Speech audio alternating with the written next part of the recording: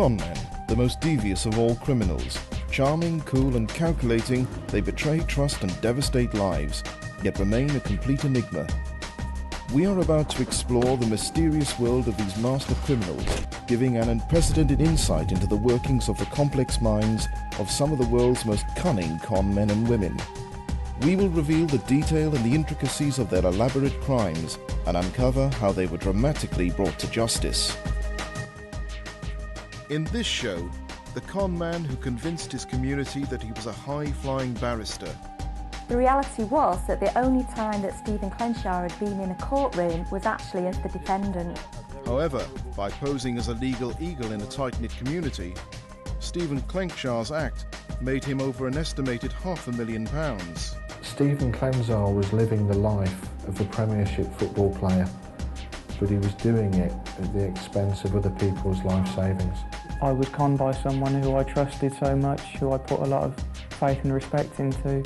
But while Klenczar devastated the lives of the people who thought that he was their friend and neighbour, one man set about bringing the con man to justice. I couldn't let this person who was masquerading as the law get away with this. I knew justice had to be done.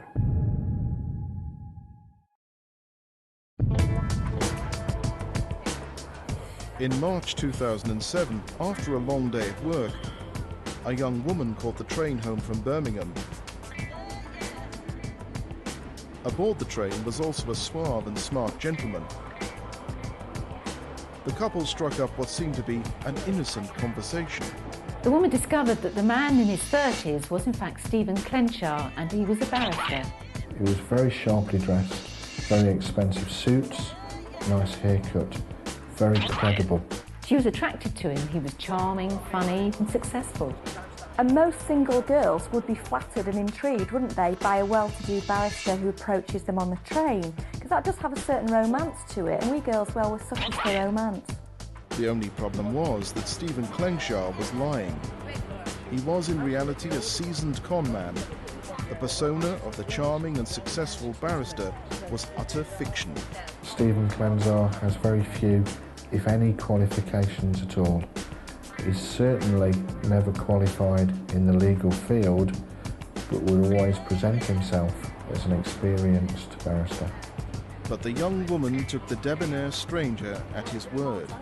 People as a rule assume that other people are just like them, so if they're trustworthy, if they're honest, they assume the other person is as well. And that's a lovely quality, unless you're talking to somebody like Stephen Klenczar. Stephen Klenczar's patter worked its charm, and the couple started dating. But the lies continued.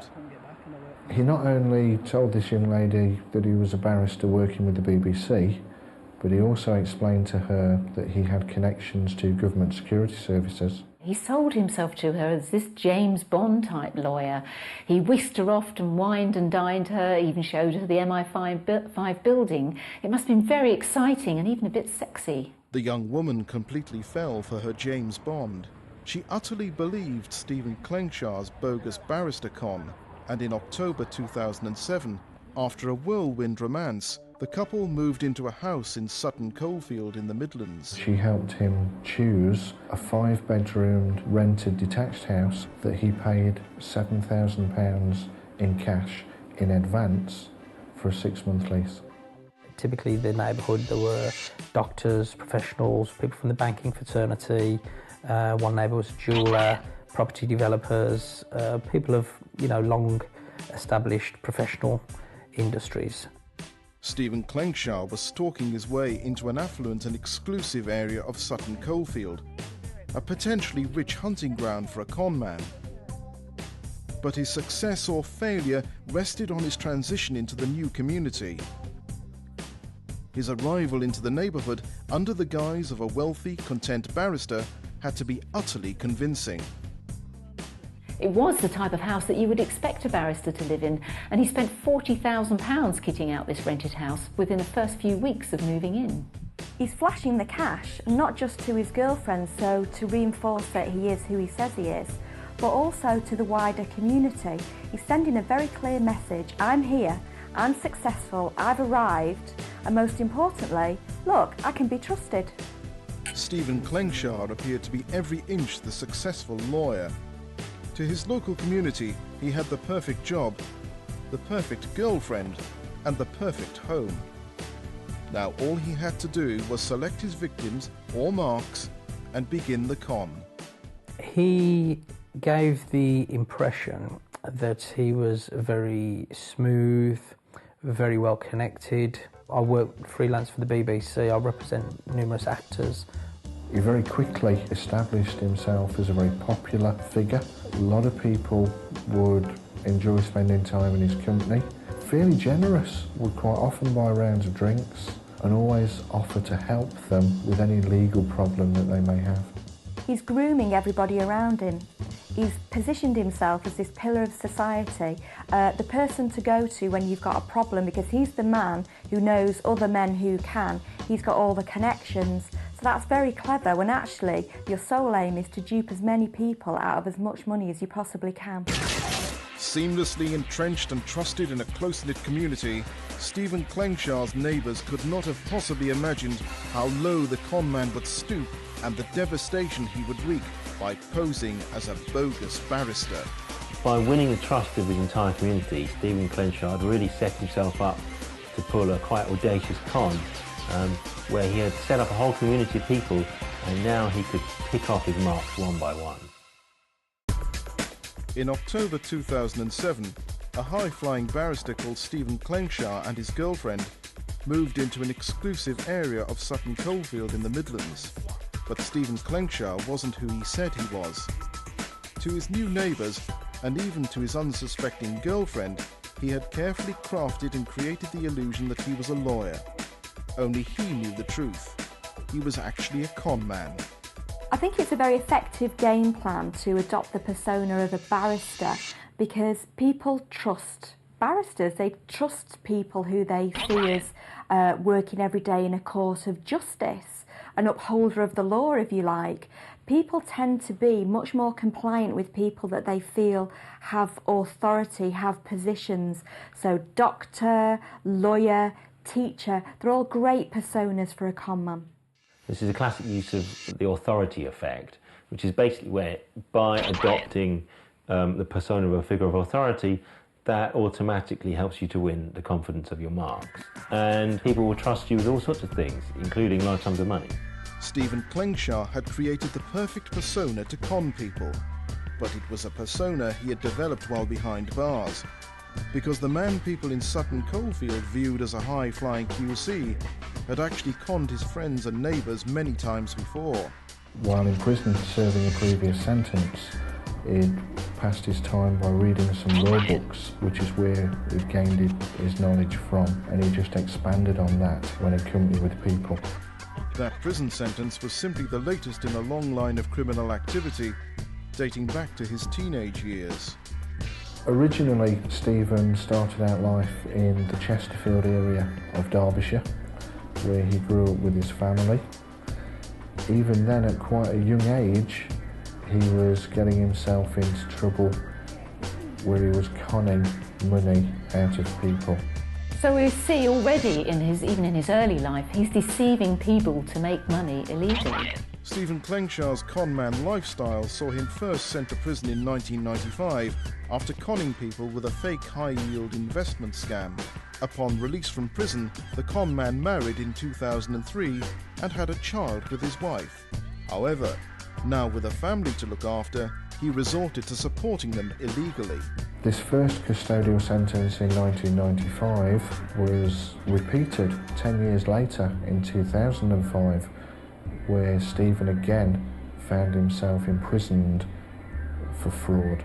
After Klenczar's second custodial sentence, he and his wife separated. But even the end of his marriage was not a wake-up call for the con man. I mean, when he was in prison, Klenczar obviously read up on the law, and you know, he may have acquired some smattering of ability or technical expertise. It's a shame he couldn't be bothered to actually knuckle down and study it for real, but that's the con artist's way, is they don't want to do the hard work, they just want to take the shortcut.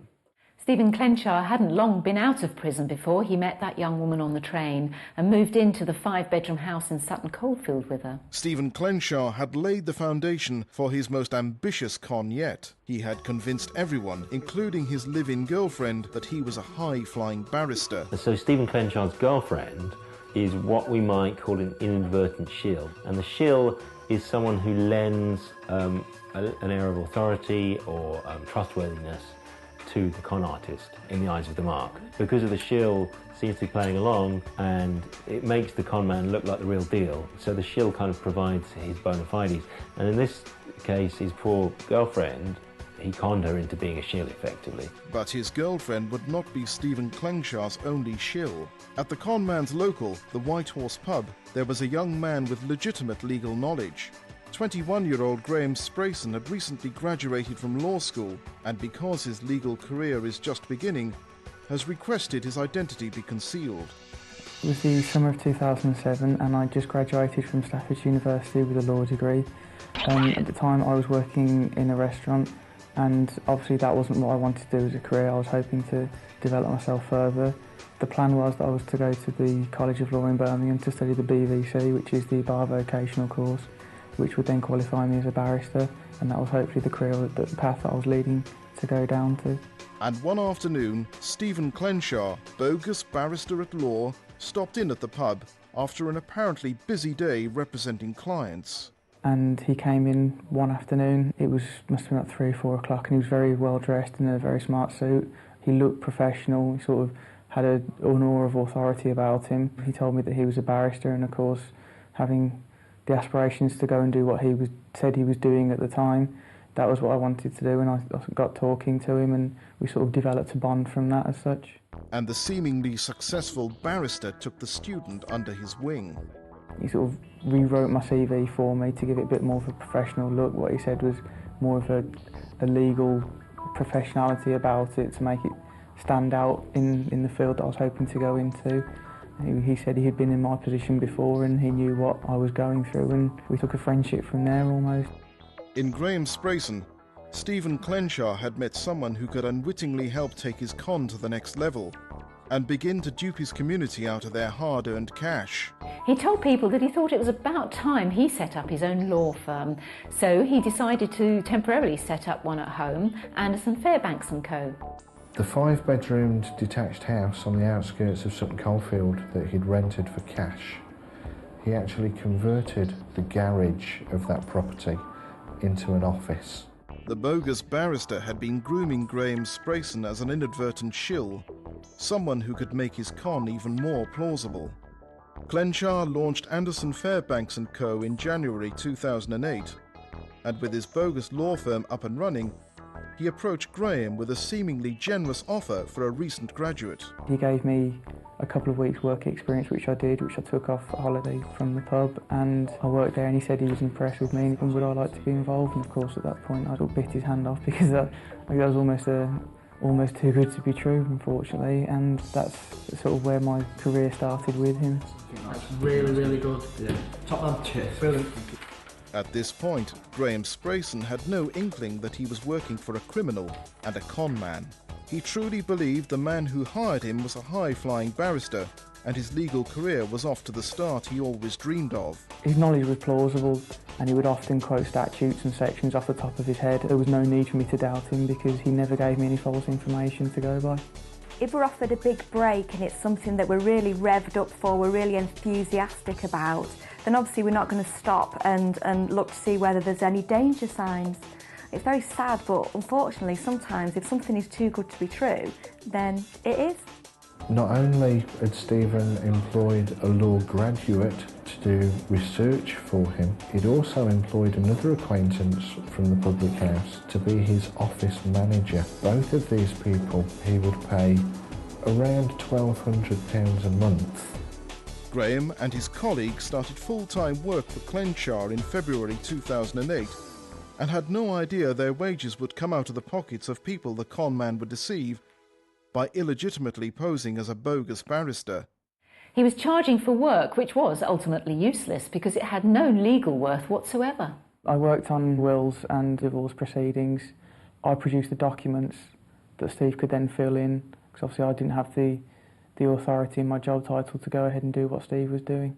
Stephen would sign the papers as a barrister at law, and whatever the job would be, whether it be a commercial dispute, matrimonial dispute, the money would be paid in cash and go straight into Stephen's pocket. Klenczar would sign the documents barrister at law, and by doing that he made those legal documents invalid.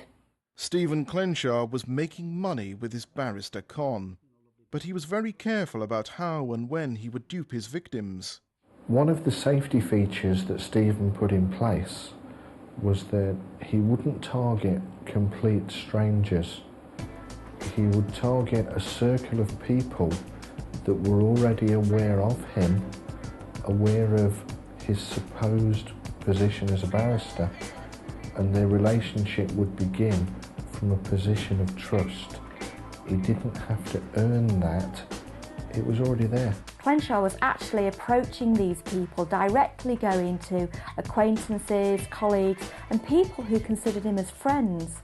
So that suggests to me that he's really quite psychopathic, because he's lacking in empathy for other people. He's lacking in empathy for the people around him. He really has got no remorse.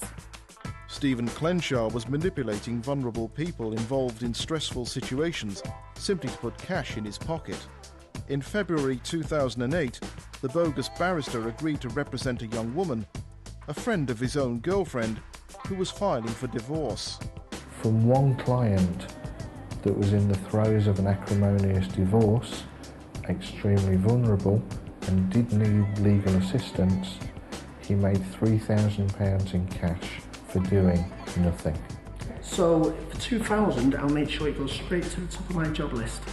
Stephen Klenczar had made money from his prey as they paid him for his sham legal services. But Klenczar's con was about to evolve as he offered those who trusted him the opportunity of a lifetime.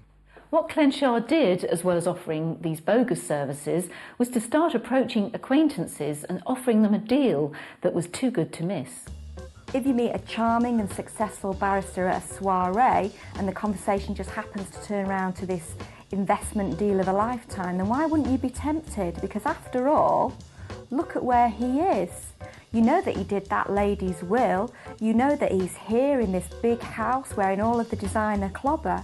He's very successfully infiltrated a particular social network, and once he's in there, he's going to wreak havoc. Several people were now being sucked into Stephen's circle of deceit. He was being handed £1,000 here, £1,000 there. One man that he'd prepared a will for actually went on to give him £11,000 in cash to be invested on his behalf. Klenczar's con was now reaping substantial rewards, and it seemed that if a person trusted the bogus barrister, then they inevitably were going to be conned.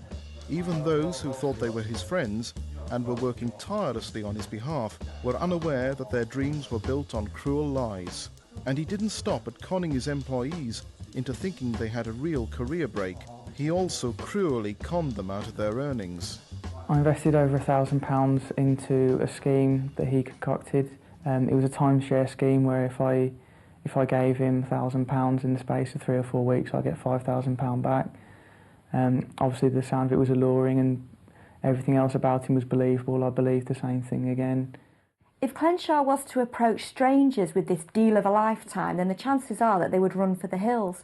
Well, the thing is that he was approaching people who he knew, who liked him, who respected him, who felt that they could trust him, and who were aware of his credentials, if you like.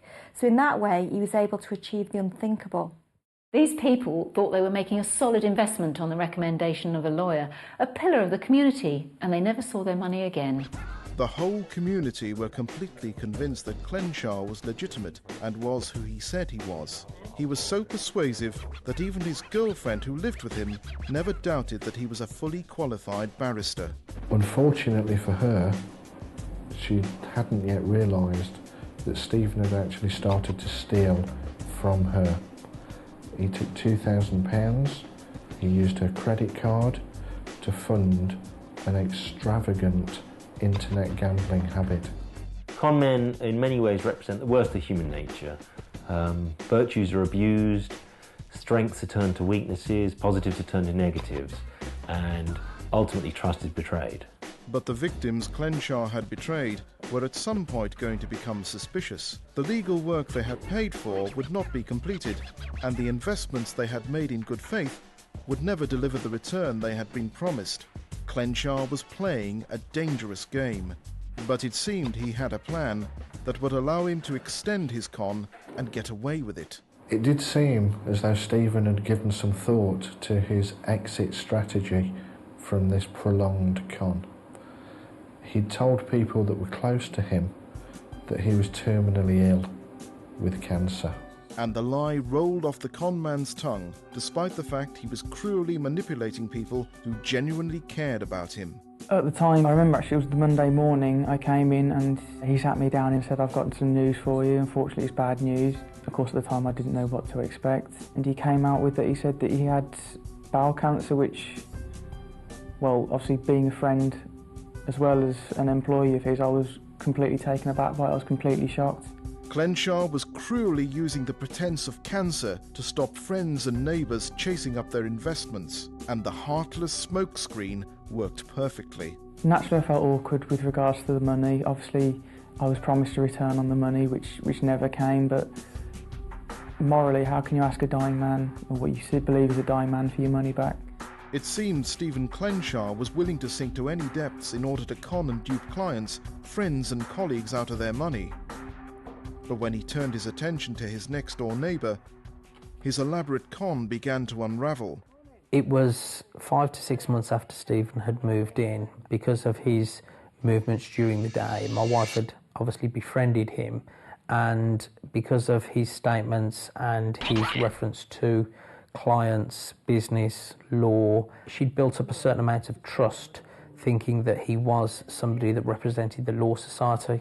And the neighbours seemed to really hit it off. My wife's first impression, as I understand, was that he was very chatty, very friendly. It can be a long day when you're a mother at home with young children and nothing but school runs, and sometimes a little bit of pleasant conversation with somebody is just that, a breath of fresh air. Utterly charmed by Stephen Klenczar and his barrister persona, Mrs. Clive did not hesitate in hiring his services when her elderly aunts needed legal assistance in February 2008.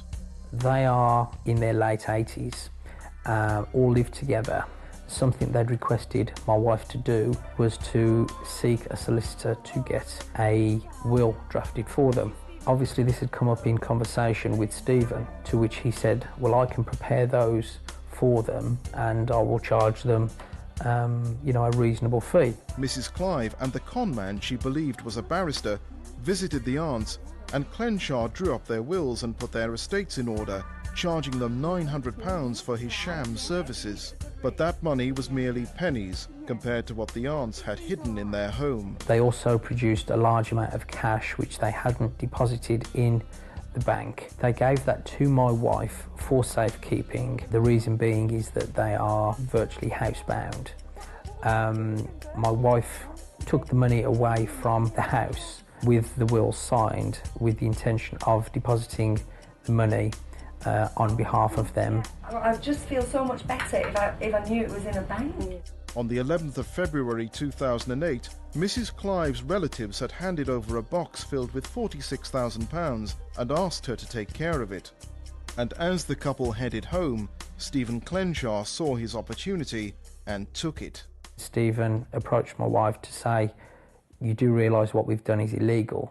It is tantamount to theft because we have not given them a receipt for the money." He then explained to my wife that because of his position as a barrister, he was duty-bound to take care of the money as a legal representative of them, and as such he would take the money and register the money. Now, for somebody like Stephen, that's a heaven-sent opportunity. Stephen Klenczar had convinced Mrs. Clive to hand him a box containing £46,000 because she believed that he was a lawyer. But Klenczar could never have imagined that by conning his next-door neighbour, a chain reaction of events would explode his lies and reveal the truth about the bogus barrister. He thought he could take away from me and my family. he was thinking that, he can think again. I was going to make it my mission to get justice done. Stephen Klenczar had been living with his girlfriend in Sutton Coldfield in the Midlands since October 2007. Although he had no qualifications, in January 2008, the 36-year-old had set up a fake firm called Anderson Fairbanks & Co. and was posing as a barrister, charging people for legal work that was worthless and offering those who trusted him the investment opportunity of a lifetime.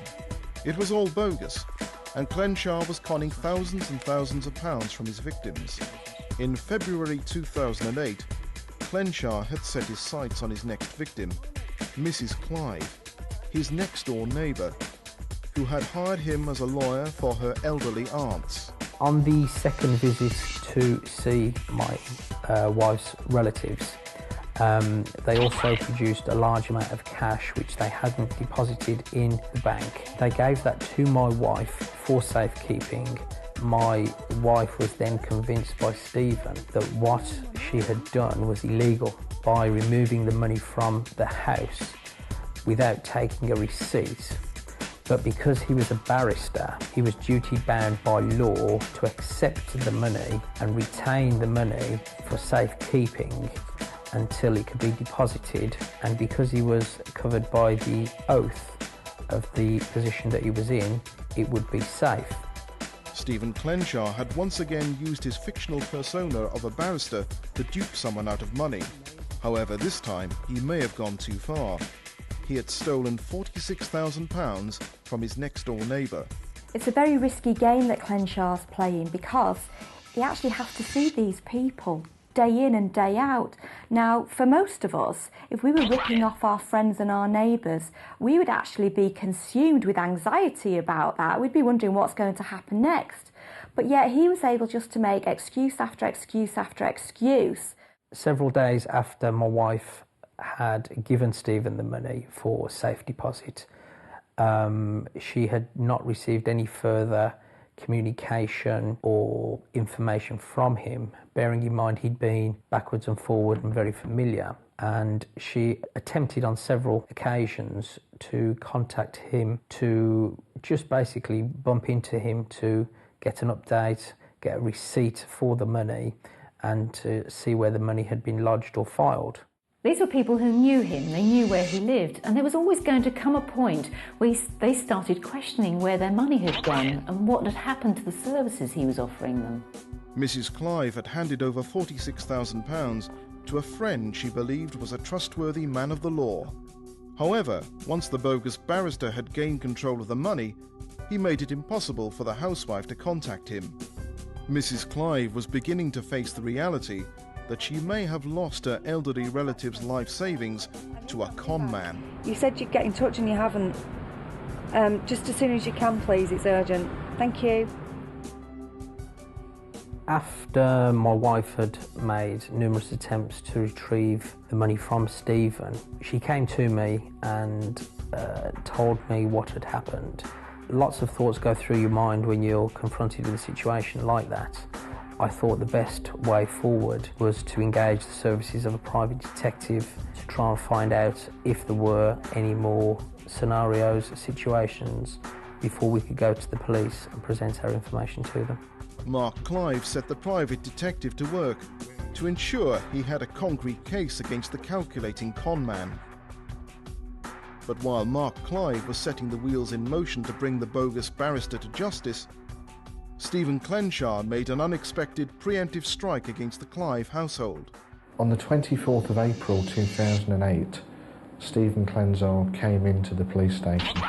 His initial claim was that he was being blackmailed. There was a vendetta being run against him by his next-door neighbour, and he was appealing to the police for help to work on his behalf to try and sort things out for him. I think this shows us why Stephen Klenczar is such a successful con man, because he's absolutely relentless.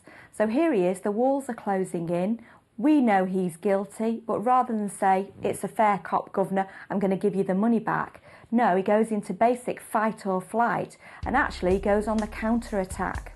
They're actually saying I've stolen £46,000 in cash from a shoebox they asked me to look after. Stephen Klenczar had boldly gone to see DC Rob Hayes, determined to turn the tables and make his innocent next-door neighbours appear to be the villains in a blackmail plot. He went on to explain to me that on the 11th of February 2008, his neighbour's wife visited him at his home address, and she gave to him a bag containing £45,000 in cash. She asked him to look after this money on her behalf, something he was more than happy to do. She then became concerned that she'd given the money to him, so he wrote out a handwritten receipt for this money and assured her that it would be safe in his keeping. He went on to explain to me that he had returned this money to his neighbour. Unfortunately, he'd failed to get a receipt to demonstrate that that had happened. He was now being threatened by this neighbour to return money that he insisted he'd already given back. He attacks these people that he's taken money off and tries to make it look as if actually they're the guilty parties. So he's absolutely audacious, only concerned with his own self-preservation. But it shows me just how arrogant this man is. He's obviously got a huge sense of entitlement that he actually thinks he can pull this off. No mention at this stage of his life as a barrister, portrayed himself as the victim of a terrible blackmail plot where his life was in danger. So basically I've just come in to see where I lie with this and if there's anything you can do. But Klenczar's devious bid to twist the truth and frame his neighbours did not fully convince DC Rob Hayes. Throughout this entire meeting, Stephen was very pleasant, he was very articulate, he was very persuasive, he appeared to be very genuine, but there was something that wasn't quite right. I wasn't happy. I can't put my finger on why. I just wasn't happy that this was the truth. After Klenczar's visit on the 24th of April 2008, DC Rob Hayes began to set about untangling the web of lies Klenczar had spun. Meanwhile, the private detective Mark Clive had hired had made some interesting discoveries. They confirmed back to me that he had previous criminal records. He had been in and out of prison for similar offences. He had duped other members of the community in similar kind of ways, profiling them, taking money on false promises, investment opportunities, so on and so forth, and kept moving around the country, county to county, in and out of prison, doing the same operation really. Meanwhile, DC Rob Hayes needed to speak to Mark Clive regarding the allegations Klenczar had made about him. I explained to Mr. Clive that Stephen Klenczar was claiming to be the victim of a blackmail plot. Mark Clive at this point actually laughed. I was actually quite pleased because I was aware of what was the truth, and I thought it won't take the police very long to establish who had taken the money from who. I was also informed during that telephone call that Mark Clive had gone to the trouble and expense of hiring a private detective to look into the background and dealings of Stephen Klenczar. I'll make sure that my guy speaks with you. Can I have your name again? DC Rob Hayes met the private investigator on the 28th of April 2008. The private investigator was a goldmine of information. He was able to supply the names and the addresses of people that were associated with Klenczar that would become our second, third and fourth victims of cons run by Klenczar.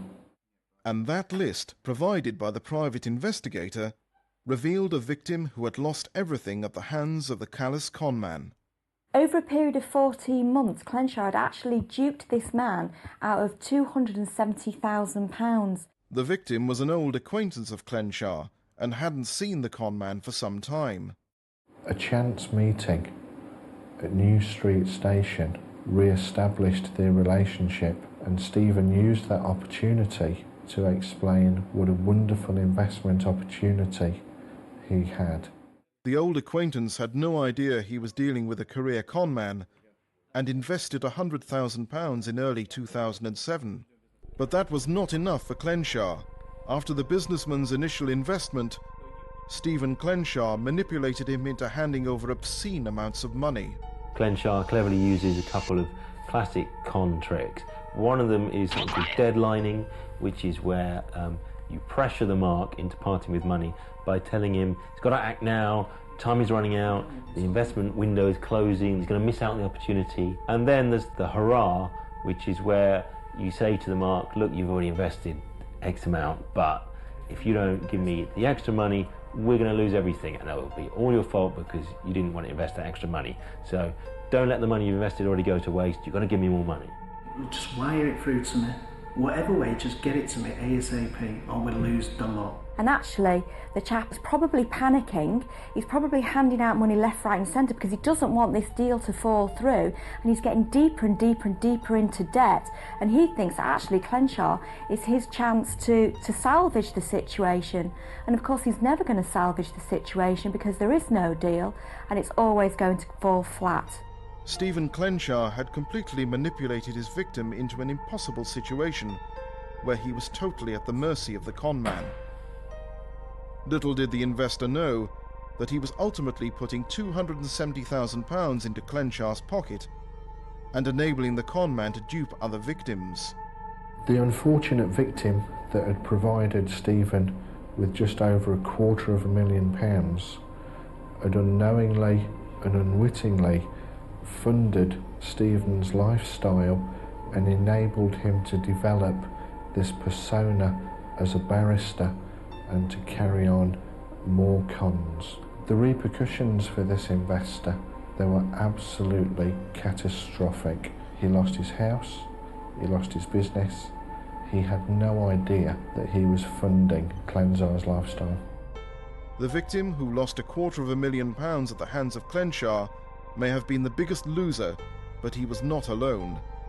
The work of the private investigator that Mark Clive hired suggested that there were a long list of people who had been cruelly duped, including Klenczar's employees and even his girlfriend. One by one, the police brought them in to be questioned about Stephen Klenczar. There was a mixed reaction from the victims. Some of them were absolutely amazed that what they'd been told wasn't true.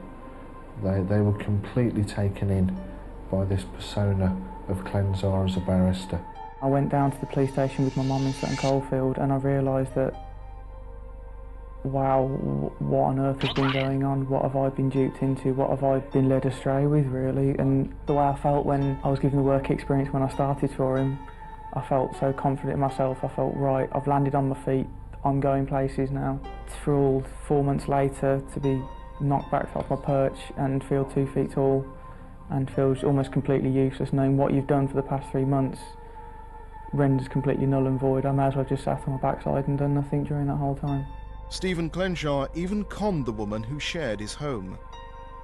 The young lady that he was living with, when she became fully aware of the entire picture, was devastated in the unknowing role that she played in recommending him to her friends, where he'd conducted spurious legal work on their behalf and charged them vast amounts of money for the privilege. Devastated that she had been living a lie, Klenczar's girlfriend immediately ended the relationship as soon as she discovered who the man she lived with really was. Like a house of cards, the lies that Klenczar had built his con with were beginning to fall away and crash around him. But even with the police circling, Stephen Klenczar could still make money out of any situation. When arrested, with a smile on his face, he looked me in the eye and said, well, I've just won £200. I bet somebody that you were going to arrest me today. Over a period of 14 months, conman Stephen Klenczar had duped a cross-section of people in the Sutton Coldfield area of the Midlands. He had convinced neighbours, friends and even his ex-girlfriend and staff he hired at his firm, that he was a high-flying barrister. He conned his community out of an estimated £300,000, but his complex con came crashing down when he attempted to swindle his next-door neighbour. Stephen Klenczar was arrested on the 29th of April 2008. When arrested, with a smile on his face, he looked me in the eye and said, "Well, I've just won £200. I'd bet somebody that you were going to arrest me today." He wasn't fazed, he was completely calm, an air of nonchalance about him, very relaxed. But a £200 bet was nothing compared to the small fortune the police discovered Klenczar had conned and spent over a 14-month period. Once he was in custody and we'd visited his house, we found plasma screen televisions, drum kits, games consoles, designer clothes strewn around 4 of the 5 bedrooms, still in their packaging. We believe in total Klenczar accumulated in the region of £470,000. In excess of £250,000 was frittered away on gambling sites and his extravagant lifestyle.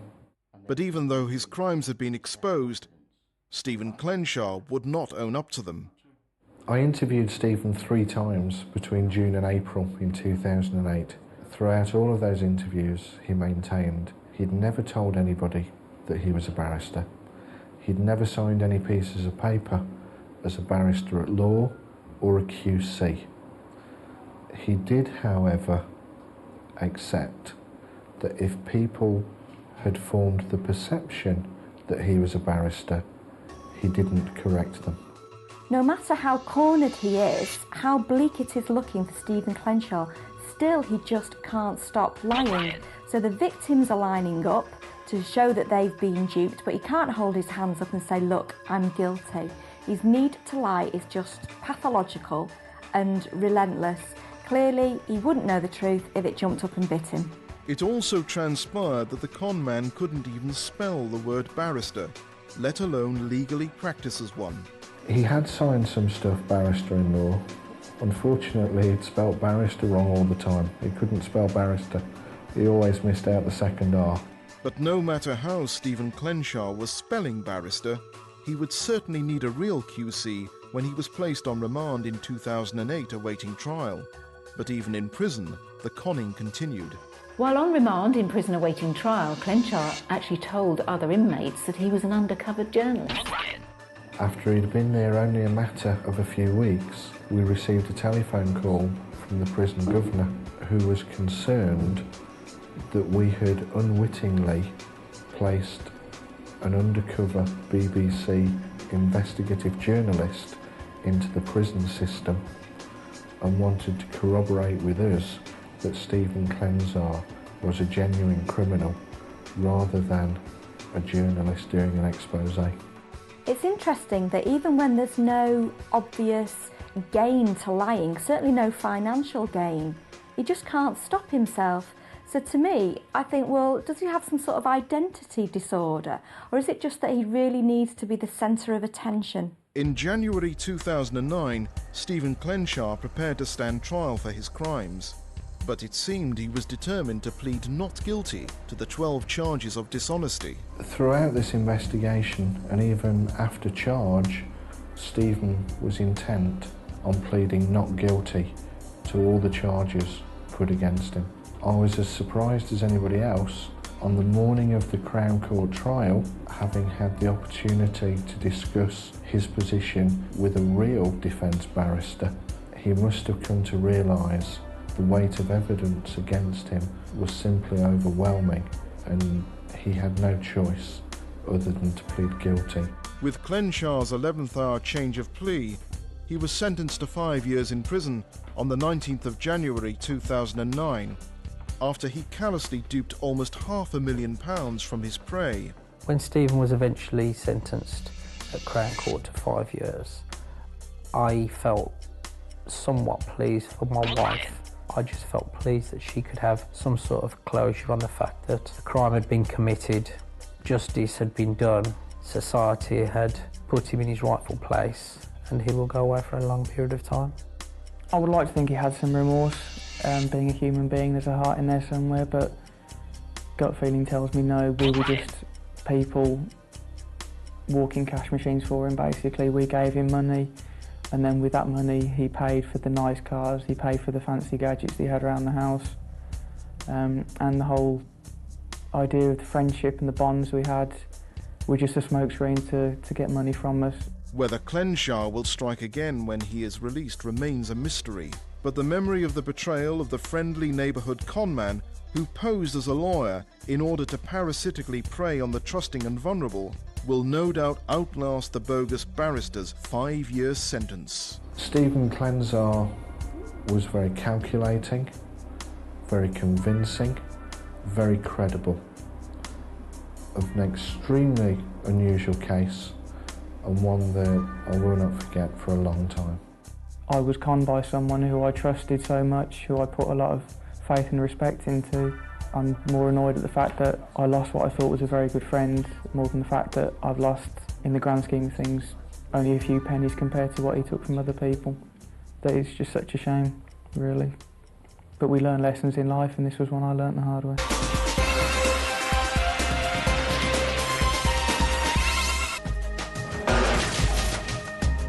In this show, we uncover the incredible story behind one of Britain's most prolific and compulsive confidence tricksters, who hid behind the bogus persona of an exceptional yet eccentric Cambridge University professor to habitually and compulsively try to dupe legions of victims out of millions of pounds. If I had to sum up Robert Hyams, I would describe him as a parasitic conman. Robert Hyams posed as a university professor, groundbreaking scientist, and even a terrorist to make money and cover his web of lies. His style worked extremely well. He told me he was a professor, the sort of bumbling professor who's very clever but a bit distracted, and he uses the people's reaction to that in order to manipulate them and deceive them. He had got a plausible explanation for every challenge that you put to him. A conman so prolific that while on bail, he even went on to con another 81 people out of their hard-earned cash. He's a very, very convincing liar, as most con men are. He was a weaselly little man. He is a classic con man. Robert Hyams was born on the 13th of May 1954 and is a well-educated man with a genuine master's degree in philosophy and science from Warwick University. Up until 1987, Hyams worked legitimately as a microbiologist with his scientist wife. After going bankrupt in 1990, his prolific criminal career as a conman began. In 1991, Hyams bizarrely hit the headlines. He set up a laboratory in a converted farm building in Essex and went to the press, claiming that working with a Russian research team, he had made a breakthrough in AIDS research and was close to discovering a cure, as these images from the time show him boasting. Hyams' claims were unfounded, but this persona of a groundbreaking scientist became Hyams' manipulative weapon, used to disarm his victims in order to obtain goods that he had no intention of ever paying for. The fact that Hyams uses this persona of the university professor who's a research scientist developing a cure for AIDS and all the other stories that he came up with, this sort of eminent scientist, creates not only a feeling in people's minds that he's an authority figure, he's very clever, he's somebody to be respected, and conmen do use that sort of character quite often. We all have prejudices, and if we are looking to be ripped off, then we usually expect that person to, well, maybe not come with a bag that says swag on it and a stripy t-shirt, but we expect there to be something a little bit iffy about that person. Hyams presented himself as an upper-class gentleman, a bit of a bumbling professor. And I think that persona was quite disarming, and that persona was something that helped him get away with so much over so many years. A year later, the bogus professor was sentenced to 4 years imprisonment after he ambitiously conned £236,000 from the farming community. Hyams had been obtaining £20,000 to £30,000 loans from different finance companies. He was claiming that the money was to buy farming equipment that either did not exist or he did not own. Hyams faced 19 charges of deception in total, which also involved other scams. Hyams sold farm equipment he didn't own, pocketing the bogus profit, and also purchased goods with bad checks, a staple theme of his conman career. He gives the impression that he's from money and money's no object to him, and it works very well when he's dealing with these people. On numerous occasions he would go into normal shops and actually arrange for the delivery of items. Now, well-off people often do that. I know they will go into a shop and say, can you have this delivered to my house? I'll pay you, can I create an account with yourselves? He'll create an account and he'll obtain thousands of pounds worth of goods with never the intention to pay for it. And then these people, after a few months, he'll speak to them on the phone. They'll come to his door, he'll speak to them and he'll make excuses as to why the payment's not been made. He'll write them cheques, which subsequently bounce, or he'll tell them the money transfer has just been made from his bank account to theirs, and he can string them on for months, till eventually they realise that he's conned them. I think that the kind of lifestyle that he was maintaining would have been enough to give most people a nervous breakdown, and yet this was just the norm to him. So that suggests to me that maybe even there was something in his biochemistry that actually he couldn't get the same level of anxiety, he couldn't have that same level of arousal that the rest of us would get. Bogus scientist Robert Hyams appealed against his conviction for his £236,000 con and had his sentence reduced to just a year. Unlike most con artists who live a solitary life, Hyams had a partner and 4 children. Despite his custodial sentence, Hyams' family stood by him during his prison term, and the police believe his partner and 4 children had very little or no knowledge of his consistent conning. But Hyams' conning was the key to providing for his family, conning small, in some cases seemingly insignificant amounts of money in order to give his family the best things in life. He leased houses and never paid the rent, hired top-of-the-range cars, racking up bills of £8,000 he had no intention of paying, and duped private schools into educating his children without paying the £5,000 tuition fees. And his family, it seems, were none the wiser. He has a wife and a family, and yet he's been able to move them around every 6 months or so, renting houses and using unusual checks and methods of payment or disputes, and yet he's still been able to maintain that sort of family life, which is incredibly difficult, and it says a lot about his personality and the hold he has over his family, that he was able to do that successfully without them actually realising quite how he was getting his money. Even family holidays were the fruits of Hyams' criminal career, a fact guesthouse owner Roberta Trewin learned firsthand when Hyams and his family booked in for a 2-week stay. We had a cash payment of £300 and they then owed £700. And while Hyams stayed at the guest house, he was keen to ingratiate himself with Roberta. He would come into my sun lounge 7, 8 times or more a week about different trivialities. There was something about him I didn't like. He was in my opinion, a weaselly little man. And as the 2-week stay came to an end, Hyams settled the bill like any other customer, only it was all lies and part of his usual practice. Hyams had no intention of paying, but it didn't stop him going through the motions and having the audacity to write the cheque out in front of Roberta. He wrote it out here, and he said, there we go, that's a £700 cheque, is that correct? I said, that's correct.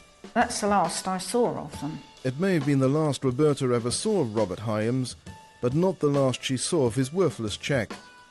As soon as he left the guest house, the conman cancelled the £700 cheque, and Roberta was shocked when the bank sent the worthless piece of paper back. Couldn't believe it. I thought, gosh. I went straight to the police. They took away the cheque. Although the complaint was logged by the police, Roberta never saw Hyams again or had her money refunded. I didn't ever think maybe he wouldn't pay me. I thought he would. Imagine how you can be conned by people.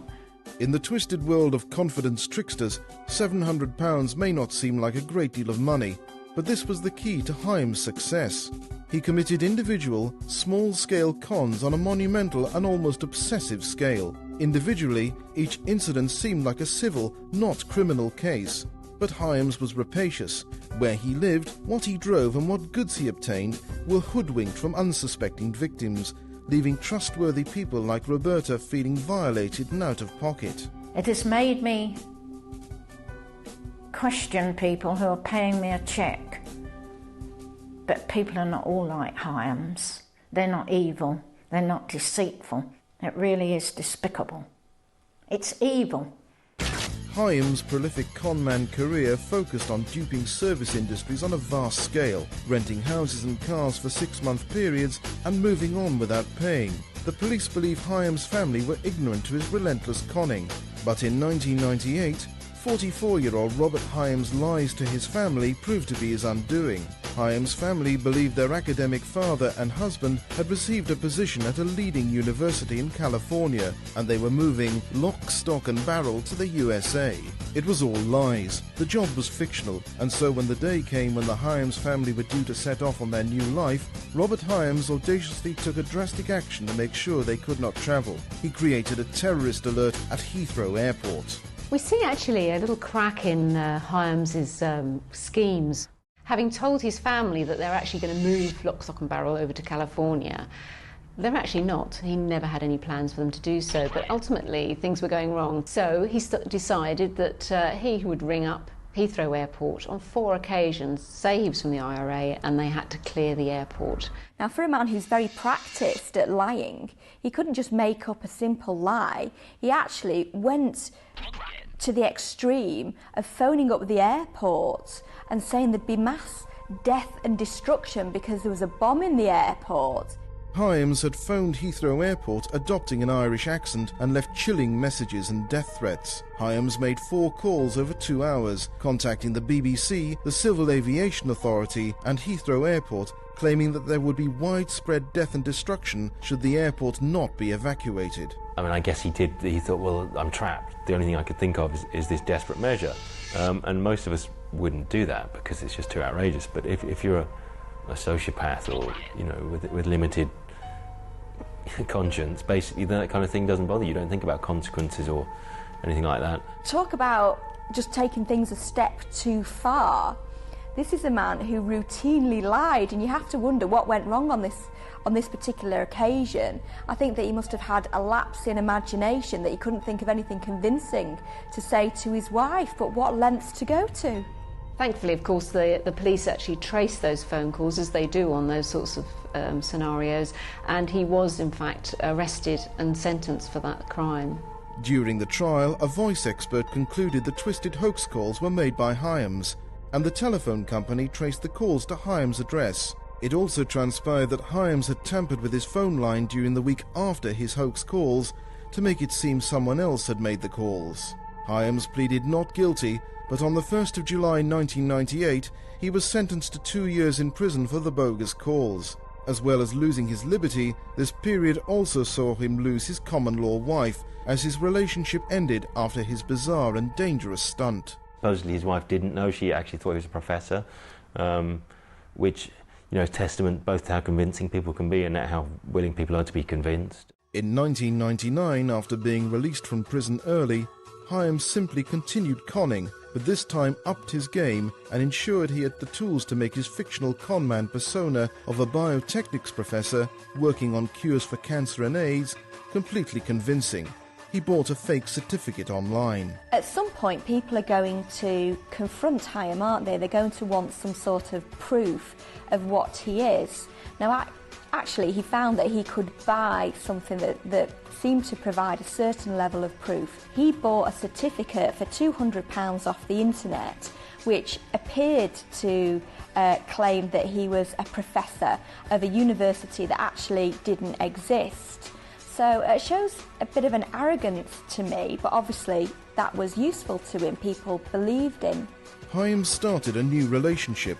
Once again, Hyams' new partner had no idea he was a compulsive conman.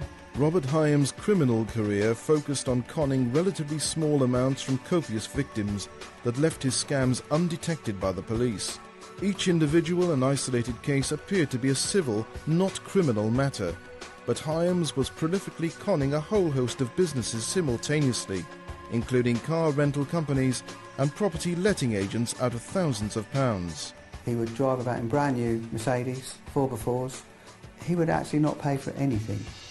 I've never known him actually pay for anything. He wouldn't pay his council tax, he wouldn't pay his BT bills, he wouldn't pay his electricity or gas. Because he was only at these locations 6 months at a time, he would then move on and never pay any of the utility bills. But he would still maintain, he would still use his same name. So often he would then use his wife perhaps to create new accounts with BT without her knowledge, to be fair to her. She wasn't aware any of this was going on.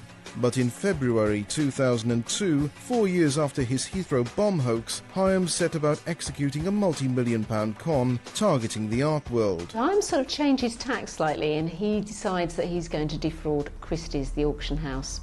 And he does that by getting a forged document from the Bank of California which purports to say that he is able to spend up to £5 million. I mean, a huge amount of money, which most people think nobody would have the audacity to go in with and say and forge a £5 million credit note. But basically that's what he did. Well, I think that the Christie's incident was really his downfall, because up until then his scams had been frequent, but fairly small really in the grand scheme of things. The Christie's scam was not dissimilar to Robert Hyams' traditional cons. Hyams adopted his usual persona of the well-to-do, bumbling professor who was also a wealthy art collector. But this con, rather than scamming 6 months free rent, was ambitiously attempting to con Christie's out of 6 paintings worth over £1 million. The first phase of the con was to use the fake professorship and the forged American bank reference to convince Christie's he was legitimate. It looked like the bogus scientist was in reach of conning the world's most respected and auspicious auction house. But rather than attending the auctions himself, Hyams bizarrely sent his eldest daughter Catherine into Christie's to bid on his behalf. Believing her father to be a successful, renowned and wealthy scientist, she happily sat in the auction room on the phone to Hyams and enjoyed the thrill and excitement of the bidding fray. He nearly pulled off what would have been actually a massive heist. But I think the fact that he was batting outside of his league was actually what gave him away, because of course he'd involved his daughter in the con. She wasn't aware of what was going on. What he did was to get his daughter, Catherine, to unwittingly go to Christie's on his behalf and, using a telephone bid system, make bids for 6 paintings, which added up to a huge amount of money. Catherine, blissfully ignorant of the criminal plot she was unwittingly embroiled in, sat and bid on the paintings.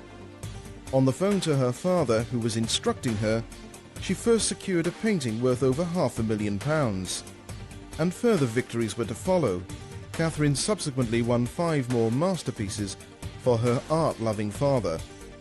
As far as she was concerned, Catherine had successfully secured the 6 paintings her eccentric academic father desired, even if it had cost him £1,188,000 of his fortune. Catherine had no idea his fortune was fictional, and this was just the second phase of his master plan. The final stage was simply to get Christie's to ship the paintings before he transferred the funds. A trick Hyams was a master at, but his innocent daughter was not. Catherine turned out to be Hyams' Achilles' heel, and his manipulation of her was a huge mistake. And when she started to mention to Christie's that she was going to put one of these incredibly expensive pieces of work in a frame from a high street shop, that was obviously a bit of a clue that they didn't have the means they professed to have. Now, clearly that would raise enormous loud bells in the staff of Christie's mind, and they realised what was going on. And as a result of that, the scam just didn't work. She had broken a cardinal rule of scamming, because of course she wasn't a con artist, which is that she'd effectively broken character. She wasn't keeping up appearances. And I'm sure that he would have, if he'd been doing it himself, he would have known better, because the basic rule is you don't let your guard down like that. You do find, by and large, that career con men tend to be solitary. They're always described as loners, and that's because you need to cover all bases. You know, if you've got people in your life, then they're people who could potentially give you away unless they are absolutely 100% on board with you.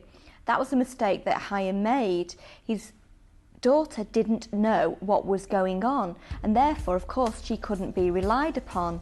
Conning on such a large scale proved to be out of Hyams' league. Not only had Robert Hyams' daughter unwittingly exposed him as a fraud, but Christie's, unlike so many other businesses he had duped, were unprepared to hand over the goods without payment up front, no matter how much the bumbling professor insisted the paintings be shipped to him. With no payment from Hyams, Christie's were left out of pocket because the paintings eventually sold for £150,000 less than Hyams bogusly bid, and they needed to maintain their relationship with the vendor.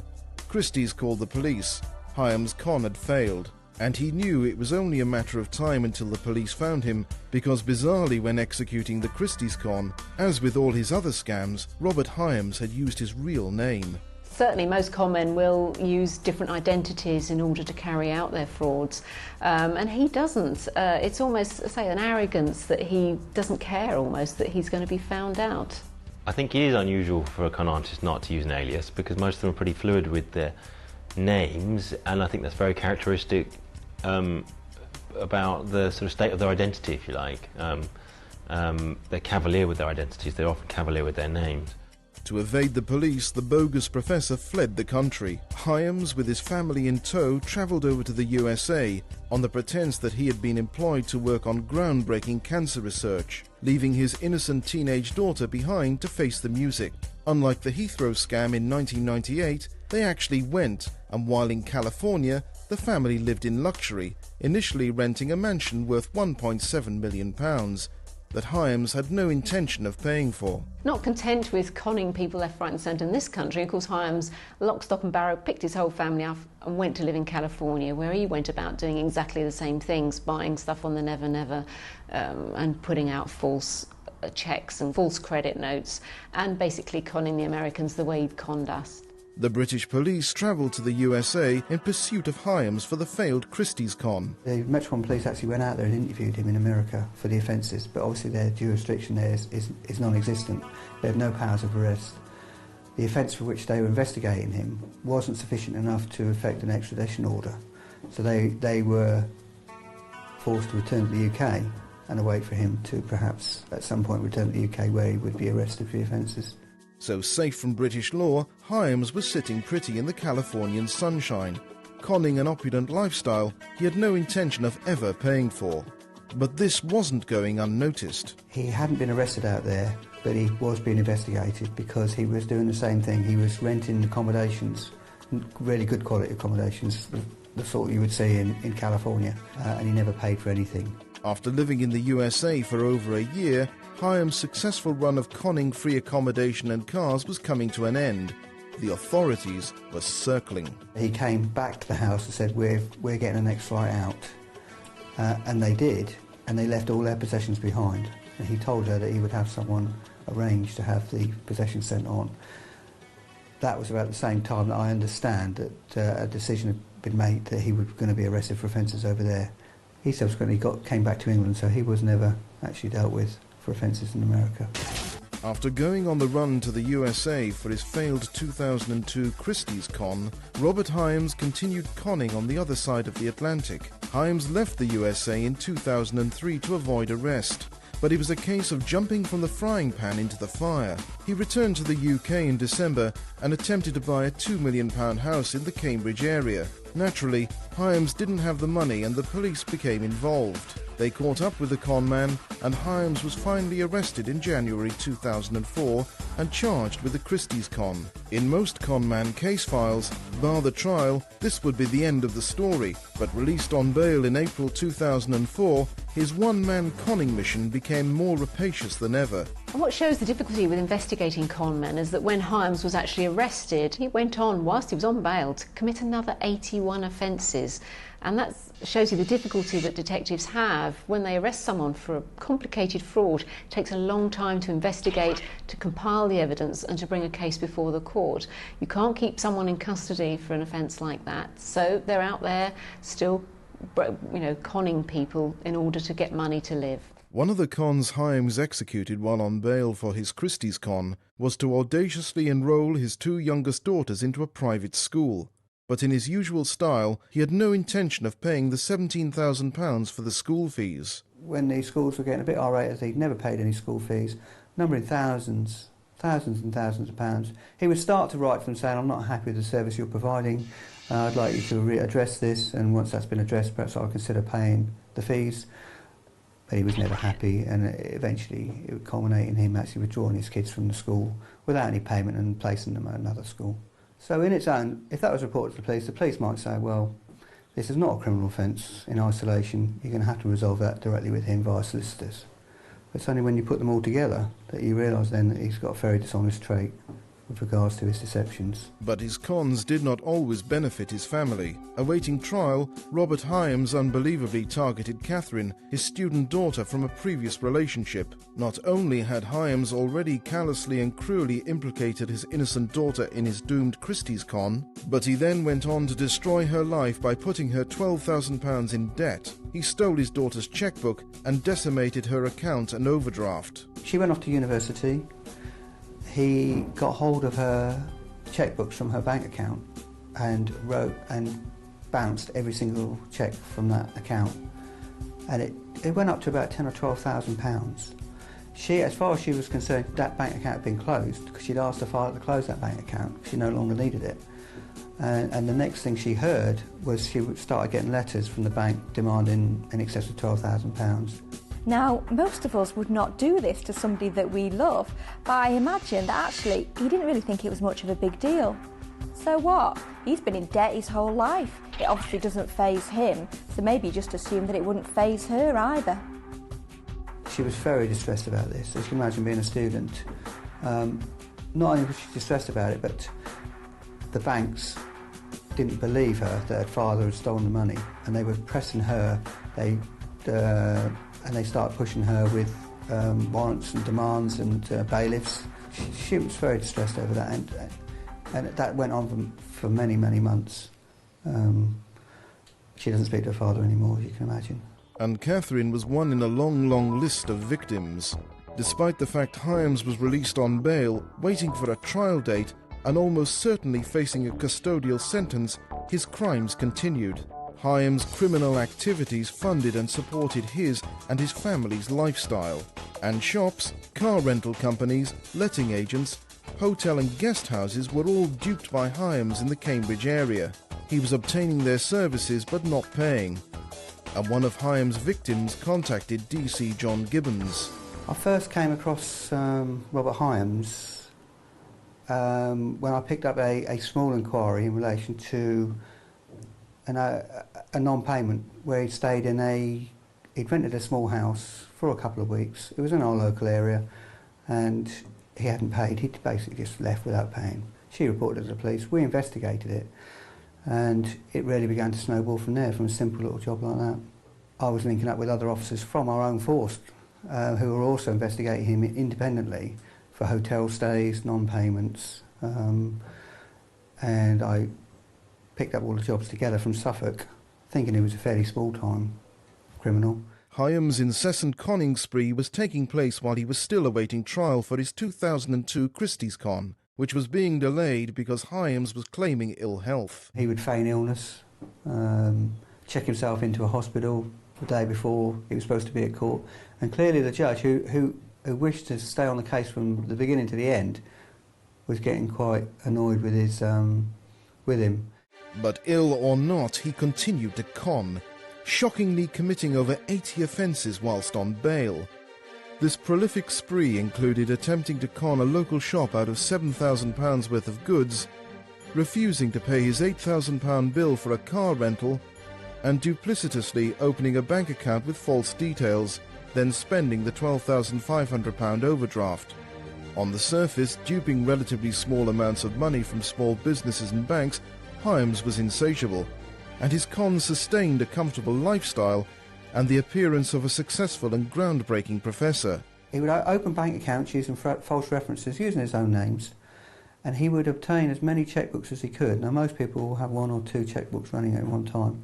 He would say he'd lost his chequebook, so he would end up getting 5 or 6 checkbooks with 30 plus checks in there. And then once he thought he'd got sufficient amount of checks, he would then start bouncing those checks.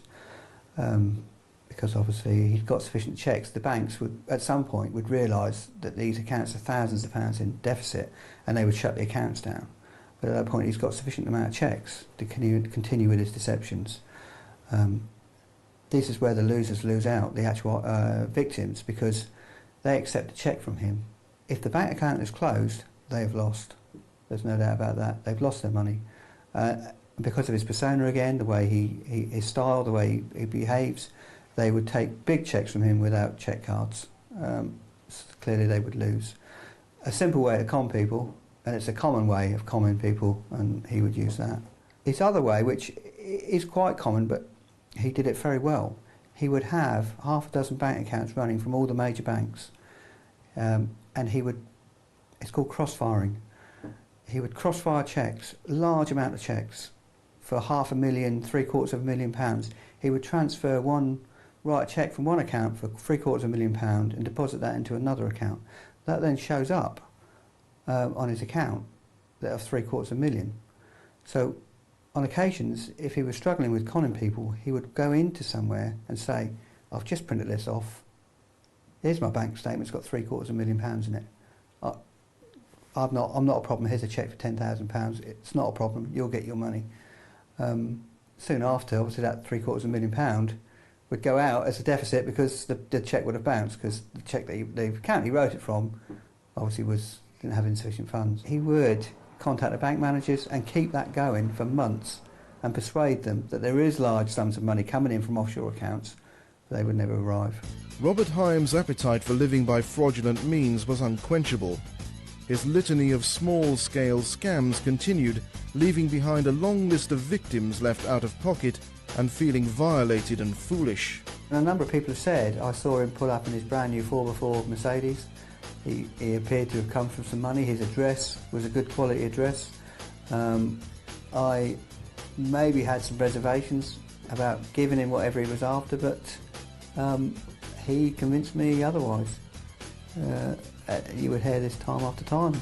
It's all in, it's in their statements, and it did make them feel very silly and embarrassed. And there are still some who never came forward. They didn't want the police or the press to know how badly they've been conned. One of the problems with con artists, and one of the reasons why it's profitable to practice it and why people do it, it's very hard to police, because often we're talking about relatively small sums. Often it's quite a sort of a grey area because they haven't actually broken in somewhere and robbed something. Obviously, in the real world, you are allowed to have things on credit, and there is a delay between when you get something, when you pay for it. You can take a car back after a certain period of time and say, you're not happy with it, I'm not going to pay for it. And if they don't like it, they can take you to court, but it's not actually necessarily a crime in and of itself. And so in that sense, he's a good example of why con artists are often able to practice as long as they do, and get away with as much as they do, because it is actually very hard to police. He would approach vendors via the estate agents. He would provide false reference details, that he was a professor, that he was a professor at Cambridge University, and that he'd just come back from the United States. He would fabricate his salaries, saying that he was earning in excess of £100,000 a year, and he would, on these references, he would provide a false person who would provide these references on the anticipation they would phone this person up to confirm the references. So consequently, these people phoning up Robert himself, where he would provide his own reference. And other than the initial deposit, he never did pay for the rent. And in March 2005, Hyams did exactly this to his final known victim, landlord Graham Smythe, the man who was vital in the con man's ultimate downfall. A new tenant was found by the agent, who then rang me to tell me that they had found a new tenant and they had managed to get more money for the rental than in fact they had done before. And Hyams' carefree attitude to money was cleverly underpinned by his appearance of wealth and the impressive trappings associated with affluence, even though he had acquired them fraudulently. When I met Mr. Hyams, he seemed a genuine enough person. He would want to call you by a Christian name, want you to call him by his Christian name, to build up this rapport. He explained that he was a professor in biochemistry, and he was smart, is smart, presents a very good appearance, and if he can have a top-of-the-range car, etc., people look at others and appear to judge them by what they've got round them. And it succeeded where the agents were concerned, because when questioned, the agent said he was perfectly good because he was driving a Mercedes. He had all the appearances of wealth, but nothing. Robert Hyams cut an affable, friendly figure, but his professor persona was not enough to entirely convince Graham Smythe. Robert Hyams and his family appeared to only have 3 or 4 lounging chairs which you could purchase from a garden centre. And when I went to the house and saw this amount of furniture, I said, well, what's happened to your furniture? Oh, well, we have just come in from America. And, you know, the furniture takes a long time to arrive. So he's been here 6 weeks, 8 weeks, and there's no furniture? What is going on? With niggling doubts, Graham Smythe turned detective and spoke to the letting agents. So I tackle the agents and say, has the rent been paid? Oh, well, yes, the deposit's been paid. The deposit was paid in cash, which immediately starts to ring bells, because you think, who's running around with loads of cash? Have you had any further payments? No, but we're expecting one. Have you chased up the references? Oh, yes, we chased the references. Good references from a bank in America, etc., etc. However, it soon turned out that Mr. Hyams had not paid his rent, had no intention of paying his rent, and although going round there and repeatedly asking him for the money, he would turn round and say, there must be a lack of communication. I cannot understand. I'm waiting for the money to come from my offshore account. He had got a plausible explanation, if he wanted to accept it, for every challenge that you put to him. But when you pressed him, how did he earn his money? Where did his income come from? He then started to backtrack and pull the, oh, I'm very ill, I don't want to go into this because of my heart problems, etc., etc. But Hyams' numerous excuses and attempts to sidestep Graham Smythe did not work. Graham started small claims court proceedings and went to the police, giving them the lead they needed. I decided that he was not going to get away with it.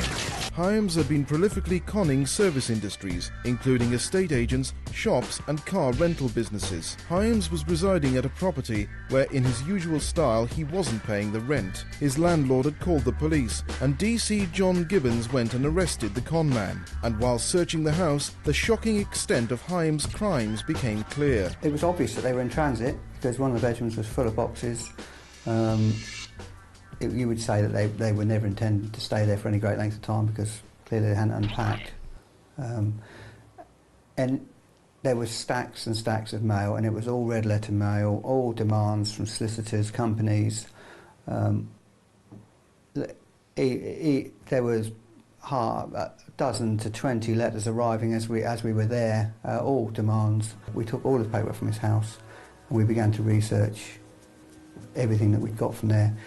And then I realised at that point that this was a fairly major criminal in relation to financial misconducts. Awaiting trial and on bail for his failed 2002 Christie's Con, Robert Hyams audaciously committed a further known 81 offences in the UK during 2004 and 2005, scamming an alleged total of £68,500 from his prey. But in spite of proof that Hyams was guilty, he was still not prepared to admit it when arrested on the 27th of May 2005 by DC John Gibbons. He was in complete denial. We interviewed him for a couple of hours about what we knew him about. He was in denial. He was saying that where he'd bounced checks it was accidental. He wouldn't accept any of the allegations put to him at that stage. And despite the overwhelming evidence, even when facing police questioning, Robert Hyams was still a master manipulator. Even the most seasoned police personnel found themselves in danger of becoming bewitched by his twisted web of lies. Each time I interviewed him, there was at some point where I was starting to wonder whether he was right and I was wrong. And at some point I had to shake my head and think, hang on a second, he has done this. Despite what he's telling me, I know he's done it because I've got all these witness statements. And as a detective, trying to sort of piece together movements over several years with somebody who's a consummate liar is very difficult, and you can find yourself almost getting drawn in. It's, you know, quite understandable. His whole life is built on lies. He's just a parasite that goes from flower to flower, picking up whatever he can, and then he moves on. He probably himself doesn't really know what is reality and what isn't. So he's probably quite convinced himself of some of the lies that he told. In my experience, people will deny offences and continue to deny them until the evidence is so overwhelming they will reach a point where they will say, OK, fair enough, hands up, I did do it. It took a long time before he actually conceded that he had committed offences. And then it was on the proviso, well, I must have done if you said I did. But that wasn't good enough for me. Eventually he did fully admit to all the offences. DC John Gibbons' hard work had paid off. He had Hyams in custody and ended his conning rampage. The 81 offences John Gibbons painstakingly investigated were added to the Christie's case Hyams was still yet to stand trial for. And in December 2005, Hyams finally faced his many charges at Southwark Crown Court. He accepted and asked for virtually all those offences to be taken into consideration, and which included his daughter, offences against his daughter, and he was convicted accordingly. The judge accepted the charges, and he received a lengthy custodial sentence. Hyams pleaded guilty to 10 charges and asked for a further 77 offences to be taken into consideration.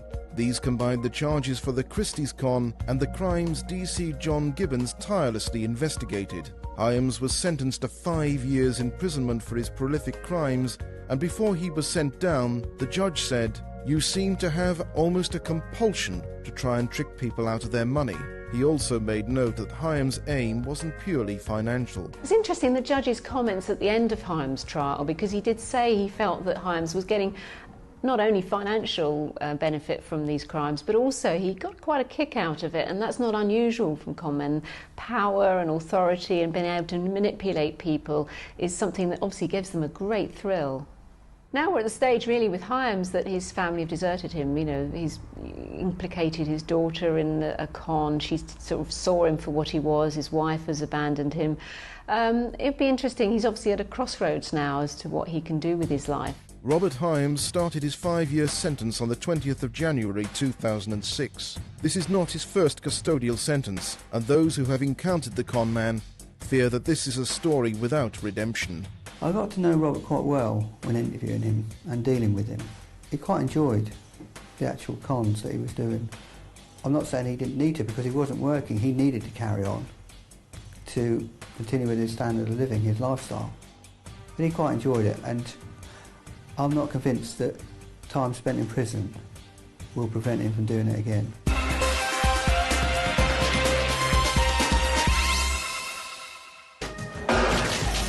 In this show, the man who swore to tell the truth, the whole truth, and nothing but the truth, when he took to the stand as a forensic scientist. Gene Morrison gave evidence in front of judges, juries, lawyers. No one had any idea that he was an utter con man. The fake forensic expert worked for over 20 years on over 700 cases, all without a qualification to his name. They were real cases in a real courtroom involving real people and their lives. But no one could have predicted the dark and sickening world the con man was using his forensic persona to facilitate. He went from fleecing innocent people out of their money to something much more sinister.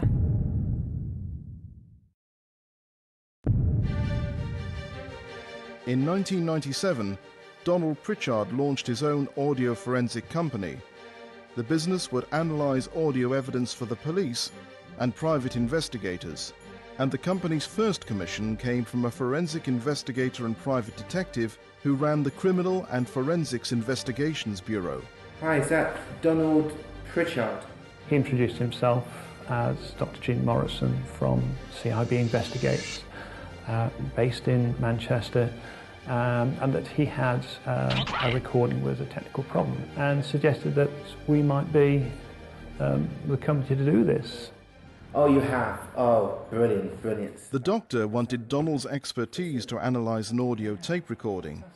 It didn't occur to Donald Pritchard that Gene Morrison wasn't who he said he was.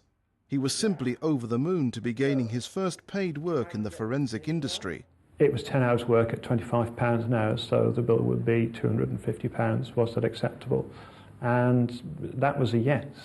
And in the fullness of time, we got a cheque for £250 that went into our company's bank account. The fact that he comes across as this genuine, sincere person automatically puts you at ease. And he obviously played on that. Although Donald had landed his first job for his fledgling company, he could never have imagined that the man he was working for was not a doctor. Gene Morrison, or Dr. Gene Morrison PhD, as he liked to be called, was a complete and utter con man who convinced everyone around him for more than 20 years that he was an expert in a whole string of forensic techniques and a private detective. The reality was he had no qualifications at all. Donald never considered that the man he was working for was an utter charlatan. He also didn't know that Gene Morrison earned up to 10 times the amount he paid experts like him by passing their work off as his own. What he would do in some of the cases would be to hire in a genuine expert, like for instance Donald Pritchard, pay him a nominal fee, then significantly inflate the bill and pass that on to the customer, thereby making a huge profit.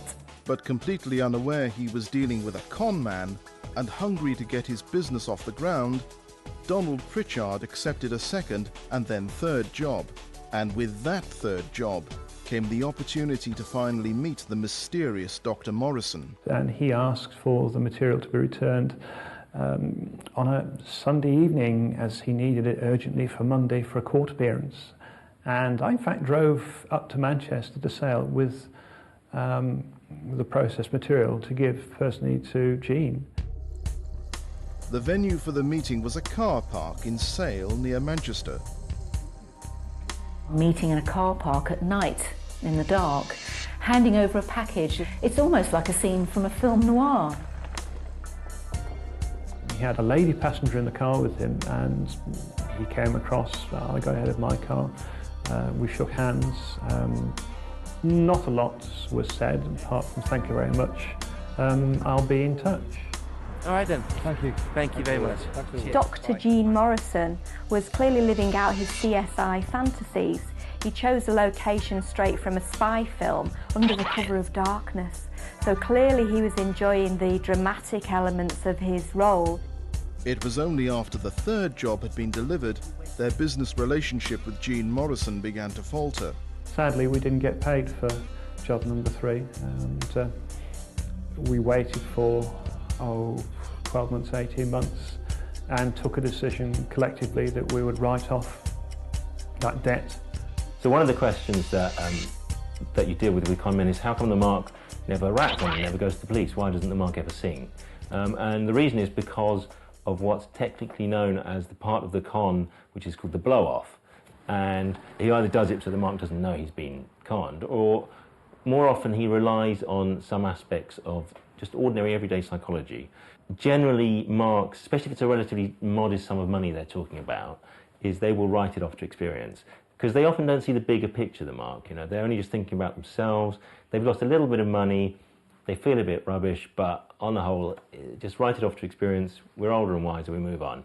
And they don't think about this guy going on to con other people. They don't think they might be part of a pattern, so they don't think about reporting it. Donald Pritchard, like many of the people Gene Morrison duped, had no idea that the fake forensics pattern was actually taking their work and passing it off as his own. But making huge and dishonest profits wasn't illegal. However, what Gene Morrison did with that work was illegal. Gene Morrison astonishingly used the work he commissioned real scientists to do for him to work his way onto expert witness lists in courts across the land. He's committing perjury, and not only that, a judge or a jury who believe him to be legitimate could pronounce somebody either guilty or not guilty based on his bogus testimony. With his name on those expert witness lists, Dr. Gene Morrison had carte blanche to play fast and loose with the British justice system and make hundreds of thousands of pounds along the way. We're talking about cases of rape, unexplained death, robbery, and he was treating all of this as though it was some sort of game of make-believe. But this game of make-believe masked a dark and evil secret that no one could have imagined the con man was hiding. I swear to tell the truth. For over 20 years, Gene Morrison conned the British justice system into believing he was an expert witness.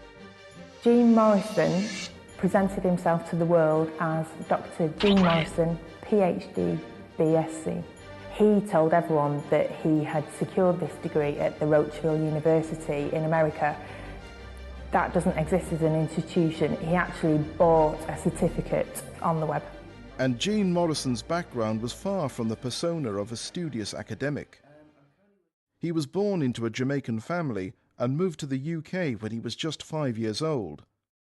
He went to school in Manchester, but Gene Morrison did not distinguish himself academically and did not go on to higher education. However, legend has it that something happened to Morrison when he was a teenager that planted the seeds of his crime scene con.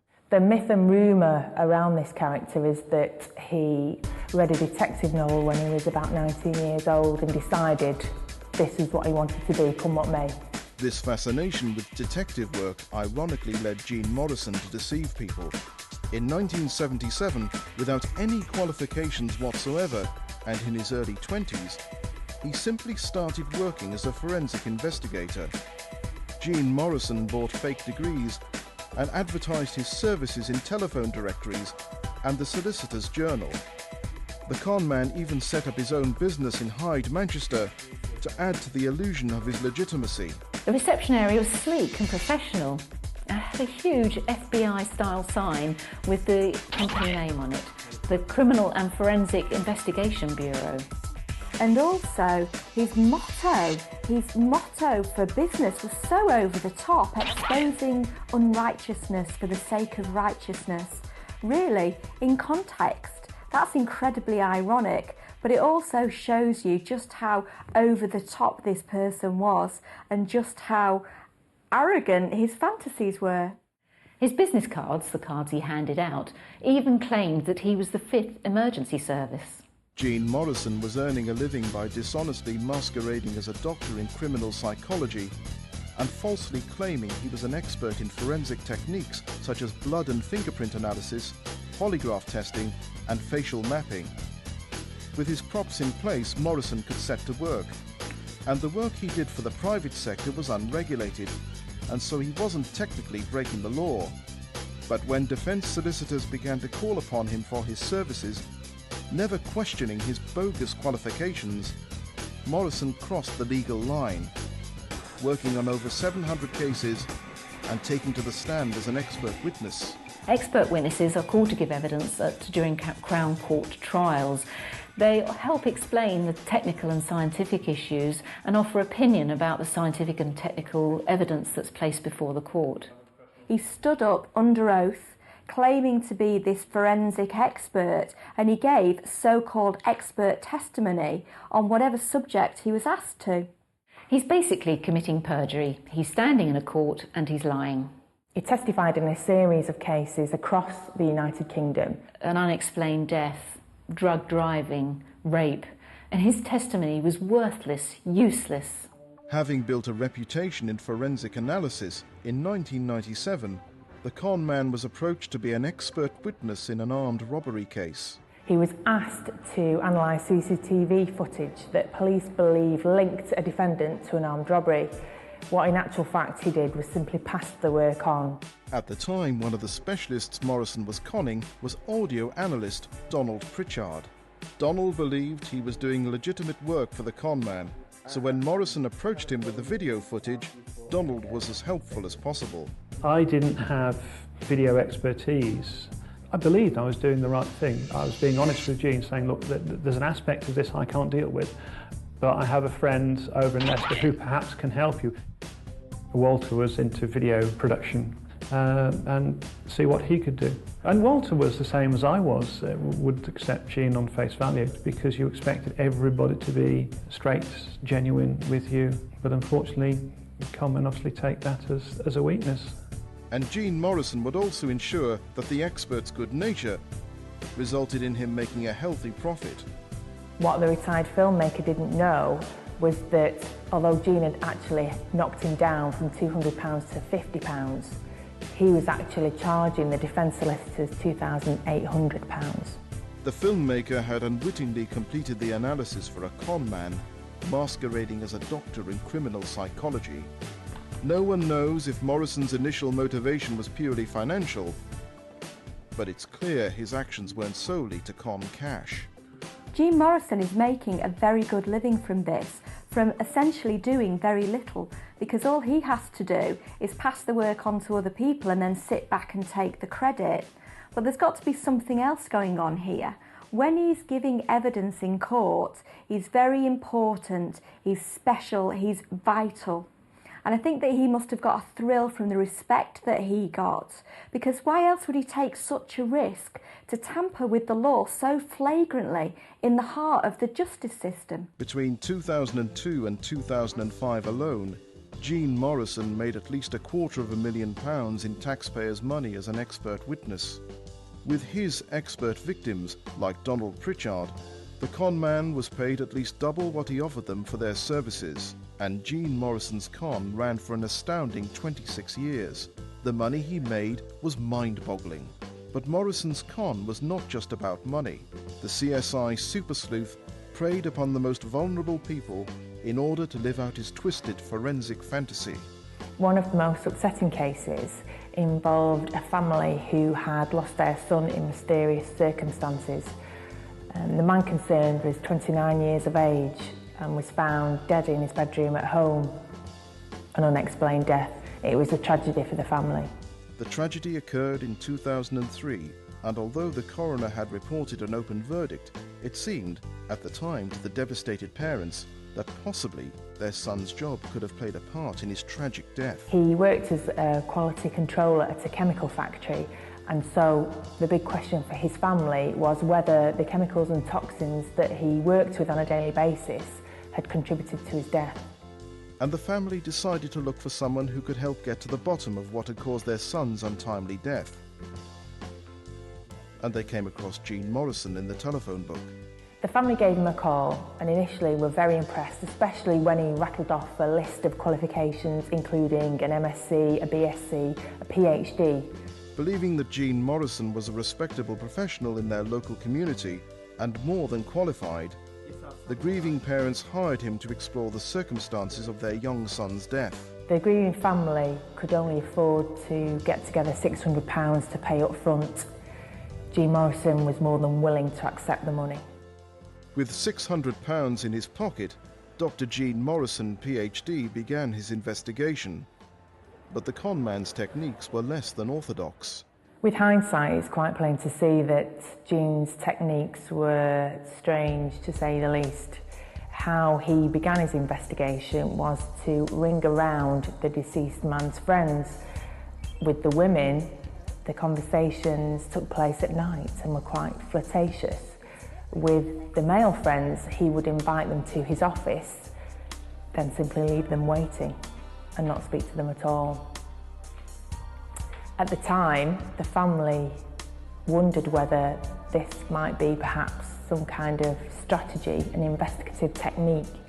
Because people believe that he's a qualified forensic scientist and investigator, they're prepared to dismiss actions that normally we would think are quite inappropriate. We think, well, this is a qualified person, their methods are strange, but who am I? I'm just a layperson. I'm not able to question their methods. Although he was eccentric, the family were led to believe that Dr. Gene Morrison was running a legitimate operation. On one occasion, he pointed out a rather impressive glass-fronted building, claiming that this was where his labs were. In actual fact, this was the local breast screening clinic. Although the labs were fake, real tests were being done. But in his typical style, Gene Morrison was subcontracting the work to genuine experts. He took away the young man's laptop and his clothes. His clothes were sent to a genuine toxicologist for analysis, and he asked a genuine and qualified computer expert to go through the laptop to see if there were any clues as to what may have happened in the run-up to his death. After months of waiting, the mysterious Gene Morrison finally presented the grieving family with a document they believed would contain the answers they so desperately needed. He presented the family with a report that was over 70 pages long.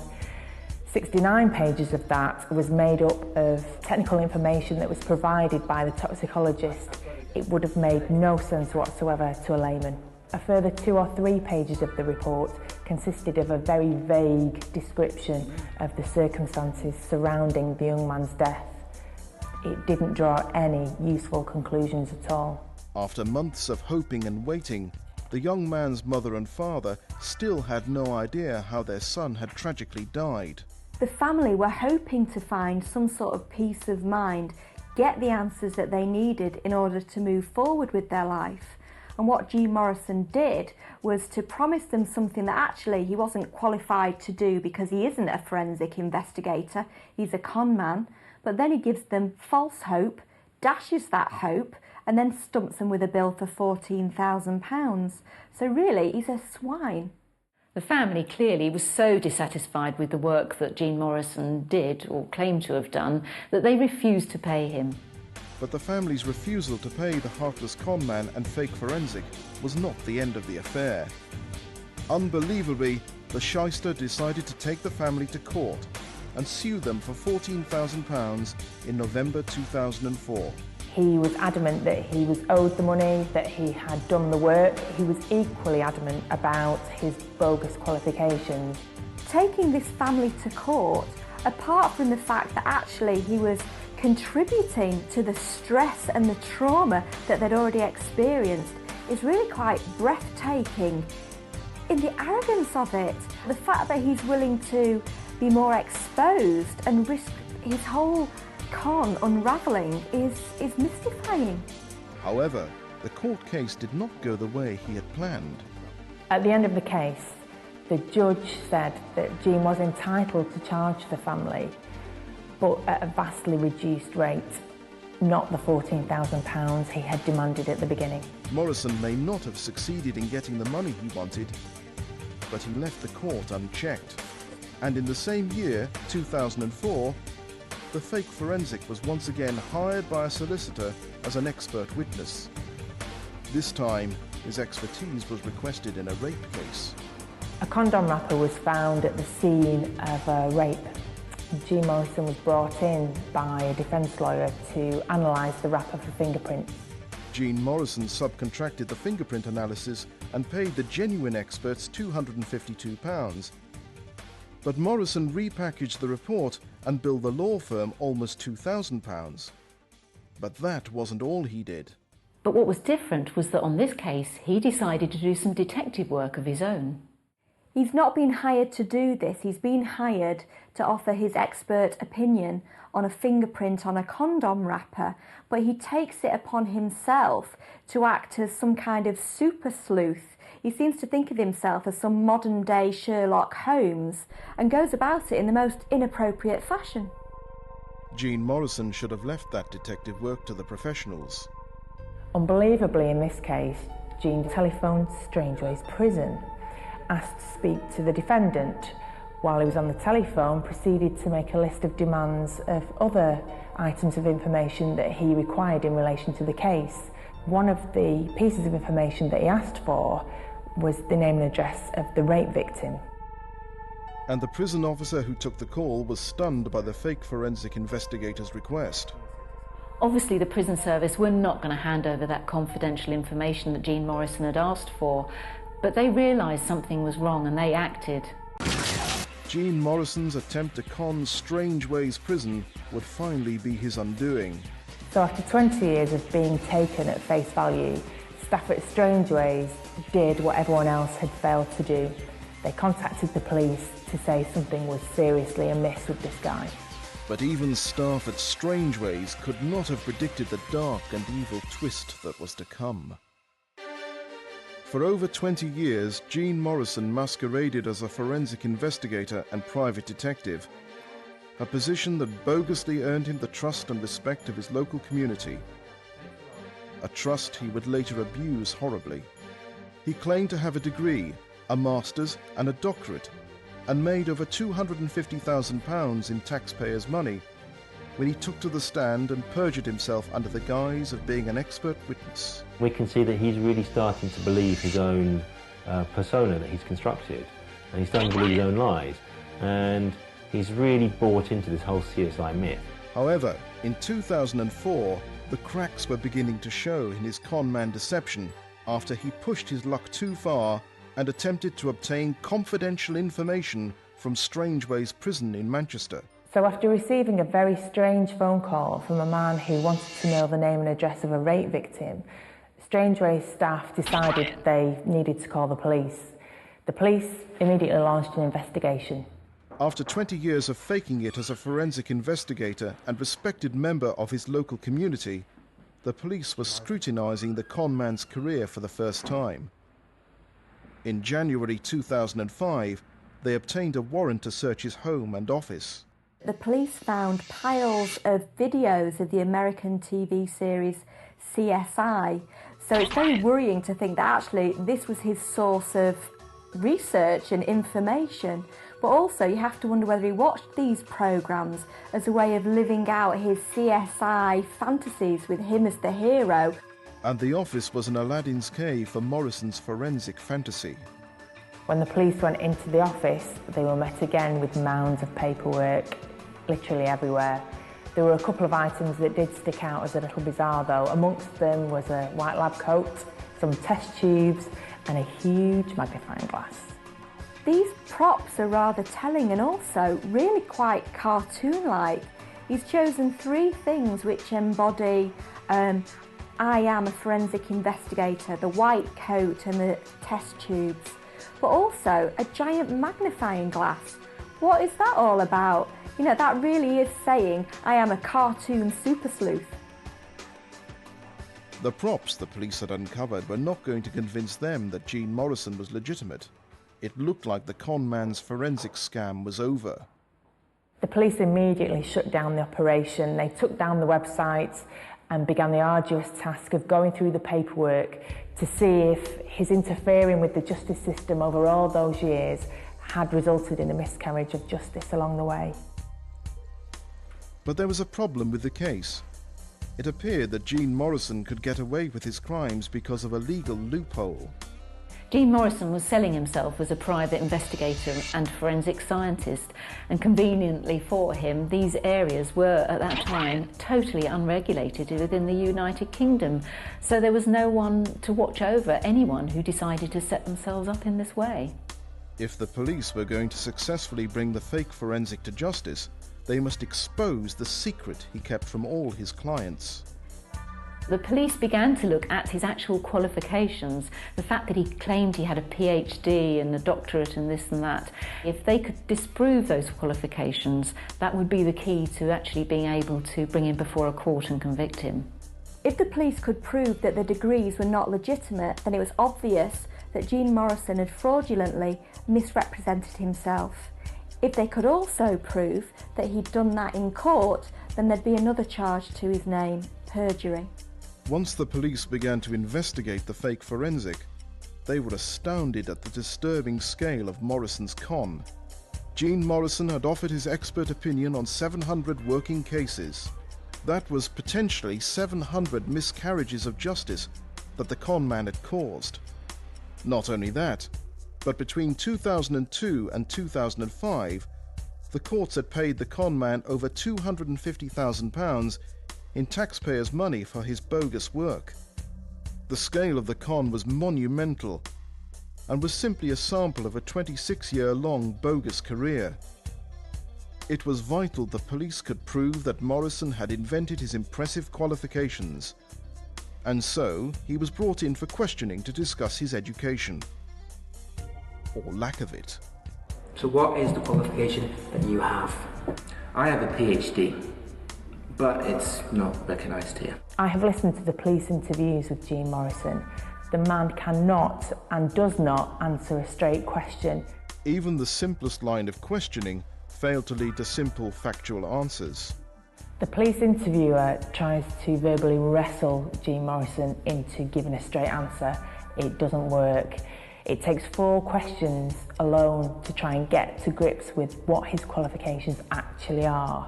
Initially, he says he got the qualification in America, then he says it's not recognised over here, then it's not a degree, it's a PhD. The answers change moment by moment. I have a PhD, but it's not recognised here. In what? Criminal psychology. Obtained where? In the States. At times, his efforts to try and confuse the police look more like he's confused himself.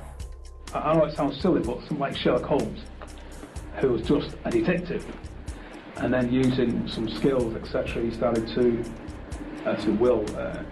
apply knowledge of science. He was equally as evasive when police asked him about his claims that he'd studied in Germany and the Czech Republic. He was unable to tell them where in Germany he'd studied, who had taught him while he was over there, where the university was. You've gone and studied something in Germany, you've gone and studied something in the Czech Republic. Yeah. Have you received any recognisable qualifications? I don't know if it's recognised here, but I have received a certificate from them. It's just for me, you know, making my head bigger. Because I like studying, like to do things. What did you receive in Germany then? And who did you study with in Germany? I don't know the names. They were friends of those in the Czech Republic. Where was it in Germany? I don't know the place.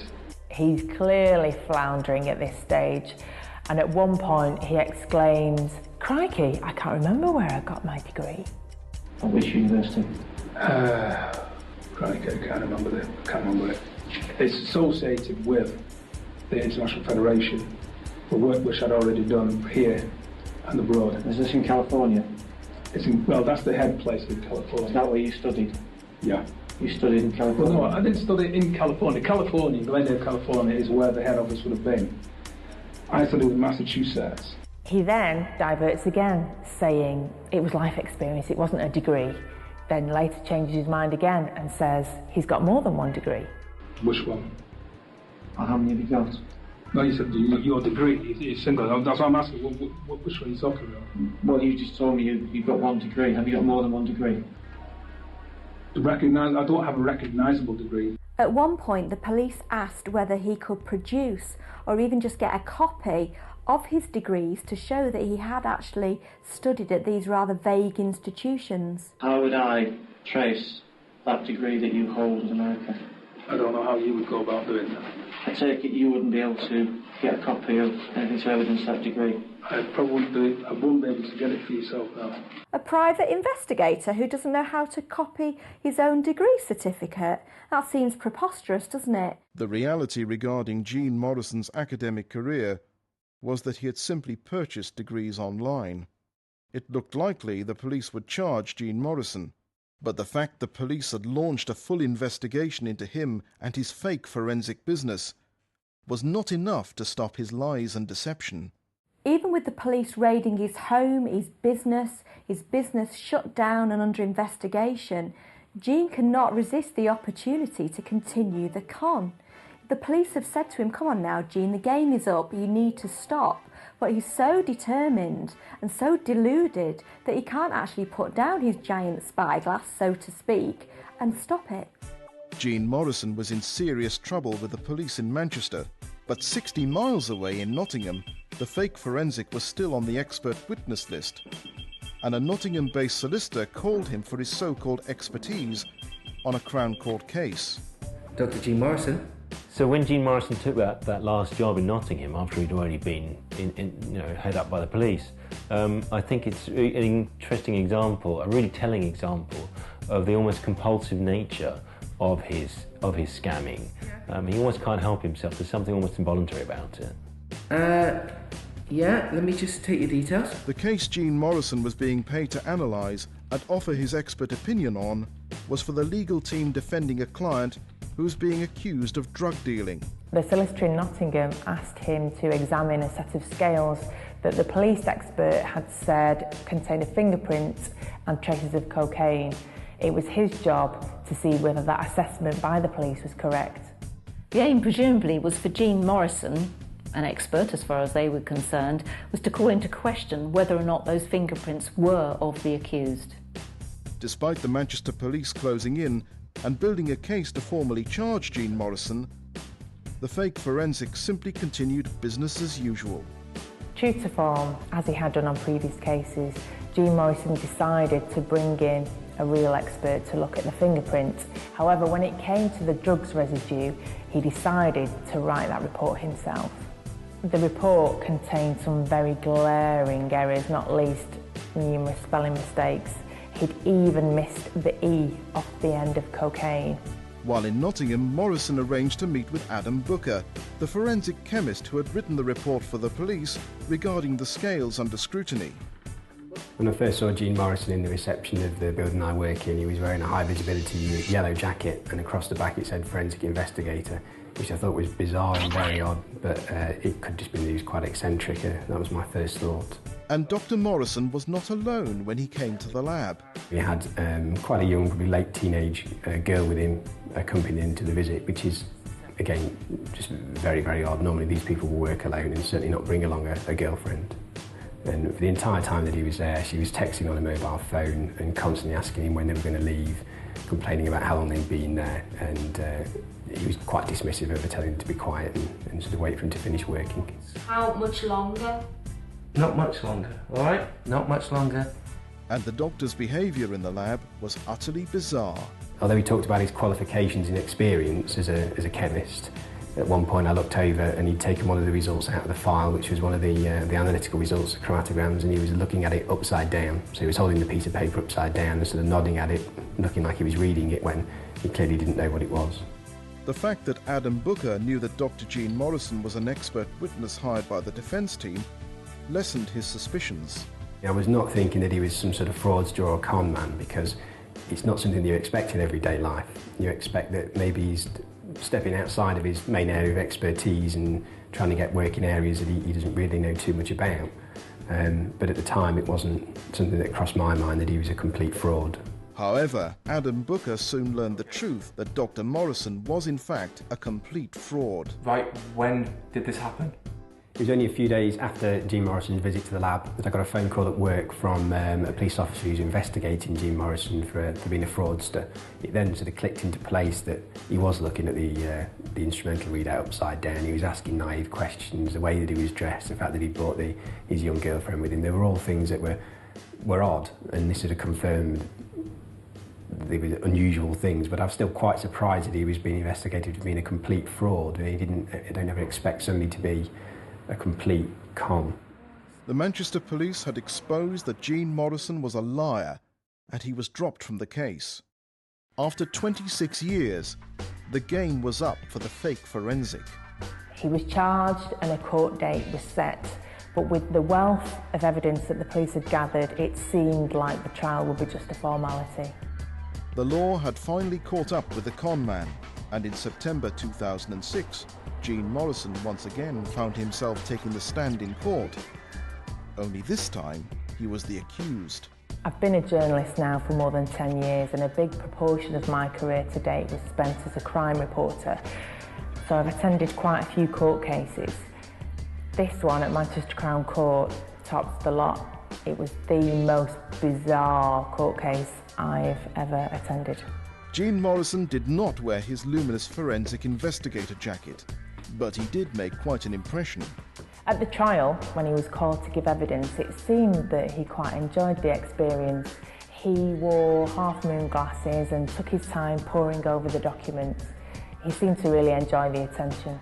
My main memory of being there was there was quite an odd atmosphere. There was an awful lot of talking and laughing going on in the courtroom, and Gene Morrison himself was sat off at the back in the dock. He was very smartly dressed in a three-piece suit. He had a little pair of half-moon glasses perched on the end of his nose. He was surrounded by box files, and all the way through my evidence, I'm sure he was all the way through the trial, he had a file open in front of him. He was making a lot of notes and talking to himself and others around him over the course of the trial. It was a very unusual experience. It's almost like he's played the part as the CSI super sleuth, and now he's this legal eagle. He even went to the extent of trying to insist that people address him in court as Dr. Morrison, even though it was blatantly a fiction. He's as much a doctor as I am. And the strangeness continued when Gene Morrison took to the stand. At times, the jury were just in hysterics. It was farcical. At one stage, he adopted an American accent. It just emerged out of nowhere. It was very, very strange. And when he was asked why this change of accent all the time, he said it was something that he did. This man had been living in Manchester for over 40 years. He'd never visited the USA, let alone studied there. So it's really quite farcical, isn't it? The courtroom must have wondered what on earth was wrong with this man. I think that he is the ultimate fantasist.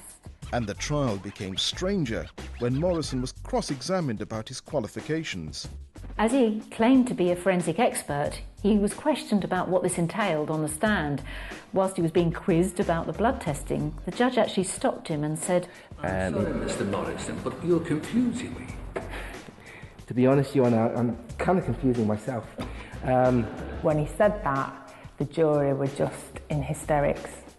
And the trial descended into further chaos. Another occasion when Morrison ended up tying himself in knots was when he tried to suggest that he had been trained in some of his forensic expertise by an expert from the Czech Republic.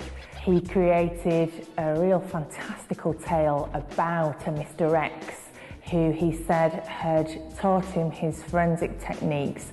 When pressed on this, he said he couldn't possibly reveal the name in open court. However, he did offer the judge the chance to hear the name in a whispered conversation in private in the corridor. The judge said that that wasn't really how we do things in court here. Despite the laughter, the jury retired to deliberate their verdict. And while the court waited, Gene Morrison approached Nicola Dowling. I asked him whether he had prepared himself for the fact that he might be going to prison. Had he said goodbye to his family? Had he packed a bag? He was completely shocked at the question and said that it hadn't crossed his mind that he would be going to prison because God was on his side. And the fake forensic was confident that he would walk away from court.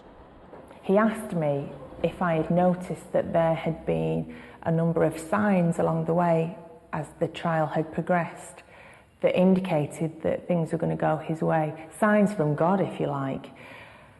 The kind of things that he was talking about was a jury was ill, so couldn't come one day. One of the lawyers was late because the train was delayed. All of that was interpreted by him as a sign from God that he didn't need to worry because the result was going to go his way.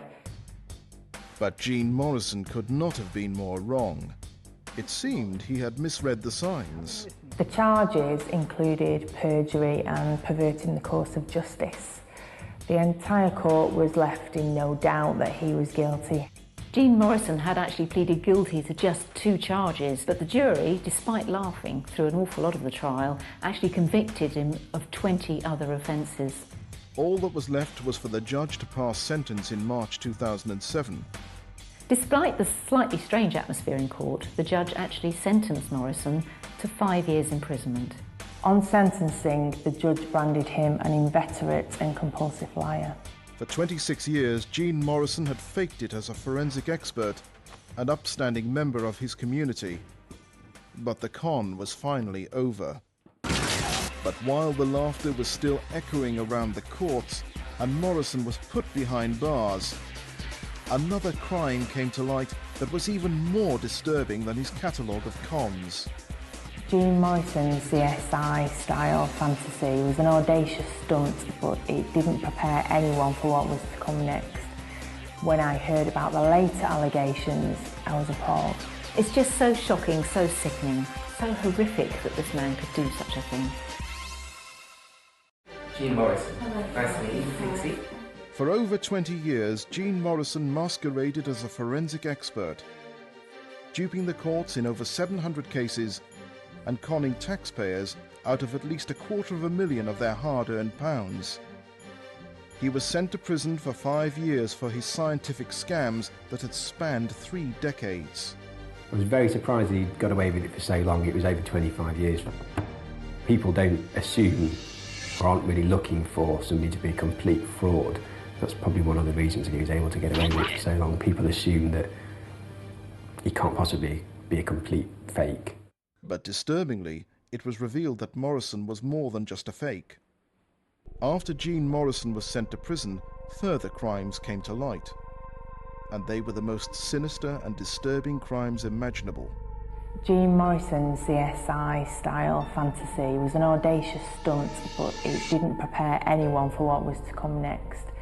When I heard about the later allegations, I was appalled. Gene Morrison's con was reprehensible and justice was seen to be done, but I think because the court case was really so bizarre and a bit farcical that people were left with an overwhelming impression of him as a bumbling Walter Mitty type character. But the revelations that followed were so serious that it made people sit up and see him in an entirely different light. After being sentenced to 5 years in prison, 4 young girls came forward stating that the bogus courtroom expert had subjected them to a horrific catalogue of sexual abuse and attacks, including the rape of 2 of the girls, who were aged just 10 and 11 years old. It's just so shocking, so sickening, so horrific that this man could do such a thing. Morrison's modus operandi was to befriend the families of his young victims. He would often do this through his church. Once he had gained their trust, he would then abuse it in the most despicable way. Gene Morrison would groom these girls by showering them with gifts and cash, but then he would threaten them with violence if they tried to resist him. It was just appalling. Grooming is the process that sex offenders go through to ensure compliance from their victim. So it's very often the case that they will shower a child with gifts, make that child want to spend time with them, but then if they don't get their own way, they'll show displays of anger, of violence potentially, and that child is going to be scared to say no to them. Gene Morrison claimed that his relations had been with consenting girls, all aged over 16 years old. The reality was the 4 victims who came forward were aged between 8 years old and 15 years old. Gene Morrison was found guilty of some of the most horrific crimes imaginable, just the most disturbing abuse. The prosecuting QC described Morrison as a sexual predator with a particular interest in young girls.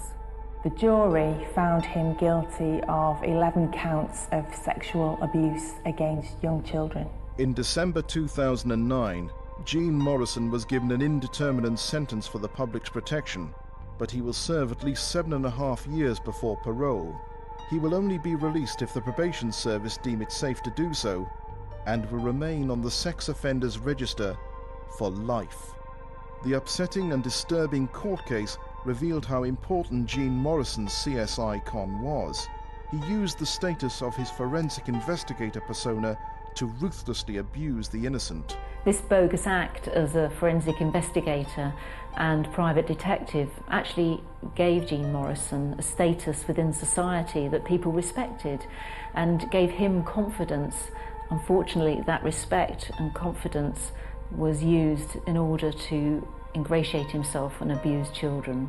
It's not uncommon to find somebody who is both a con man and a sex offender, because typically these people have very psychopathic traits and they're very versatile and they will commit all kinds of different offences. To be a con man and also to be a sex offender, you've got to be somebody who's got no empathy for other people's experiences. And also, fantasy plays a huge role in both of those types of offences. Watching the trial, you watch this bumbling, Walter Mitty, almost affable character that the jury even clearly thought was amusing on occasions. But that belies the fact that underneath there was this appalling monster who saw nothing wrong in abusing children in the most horrific way.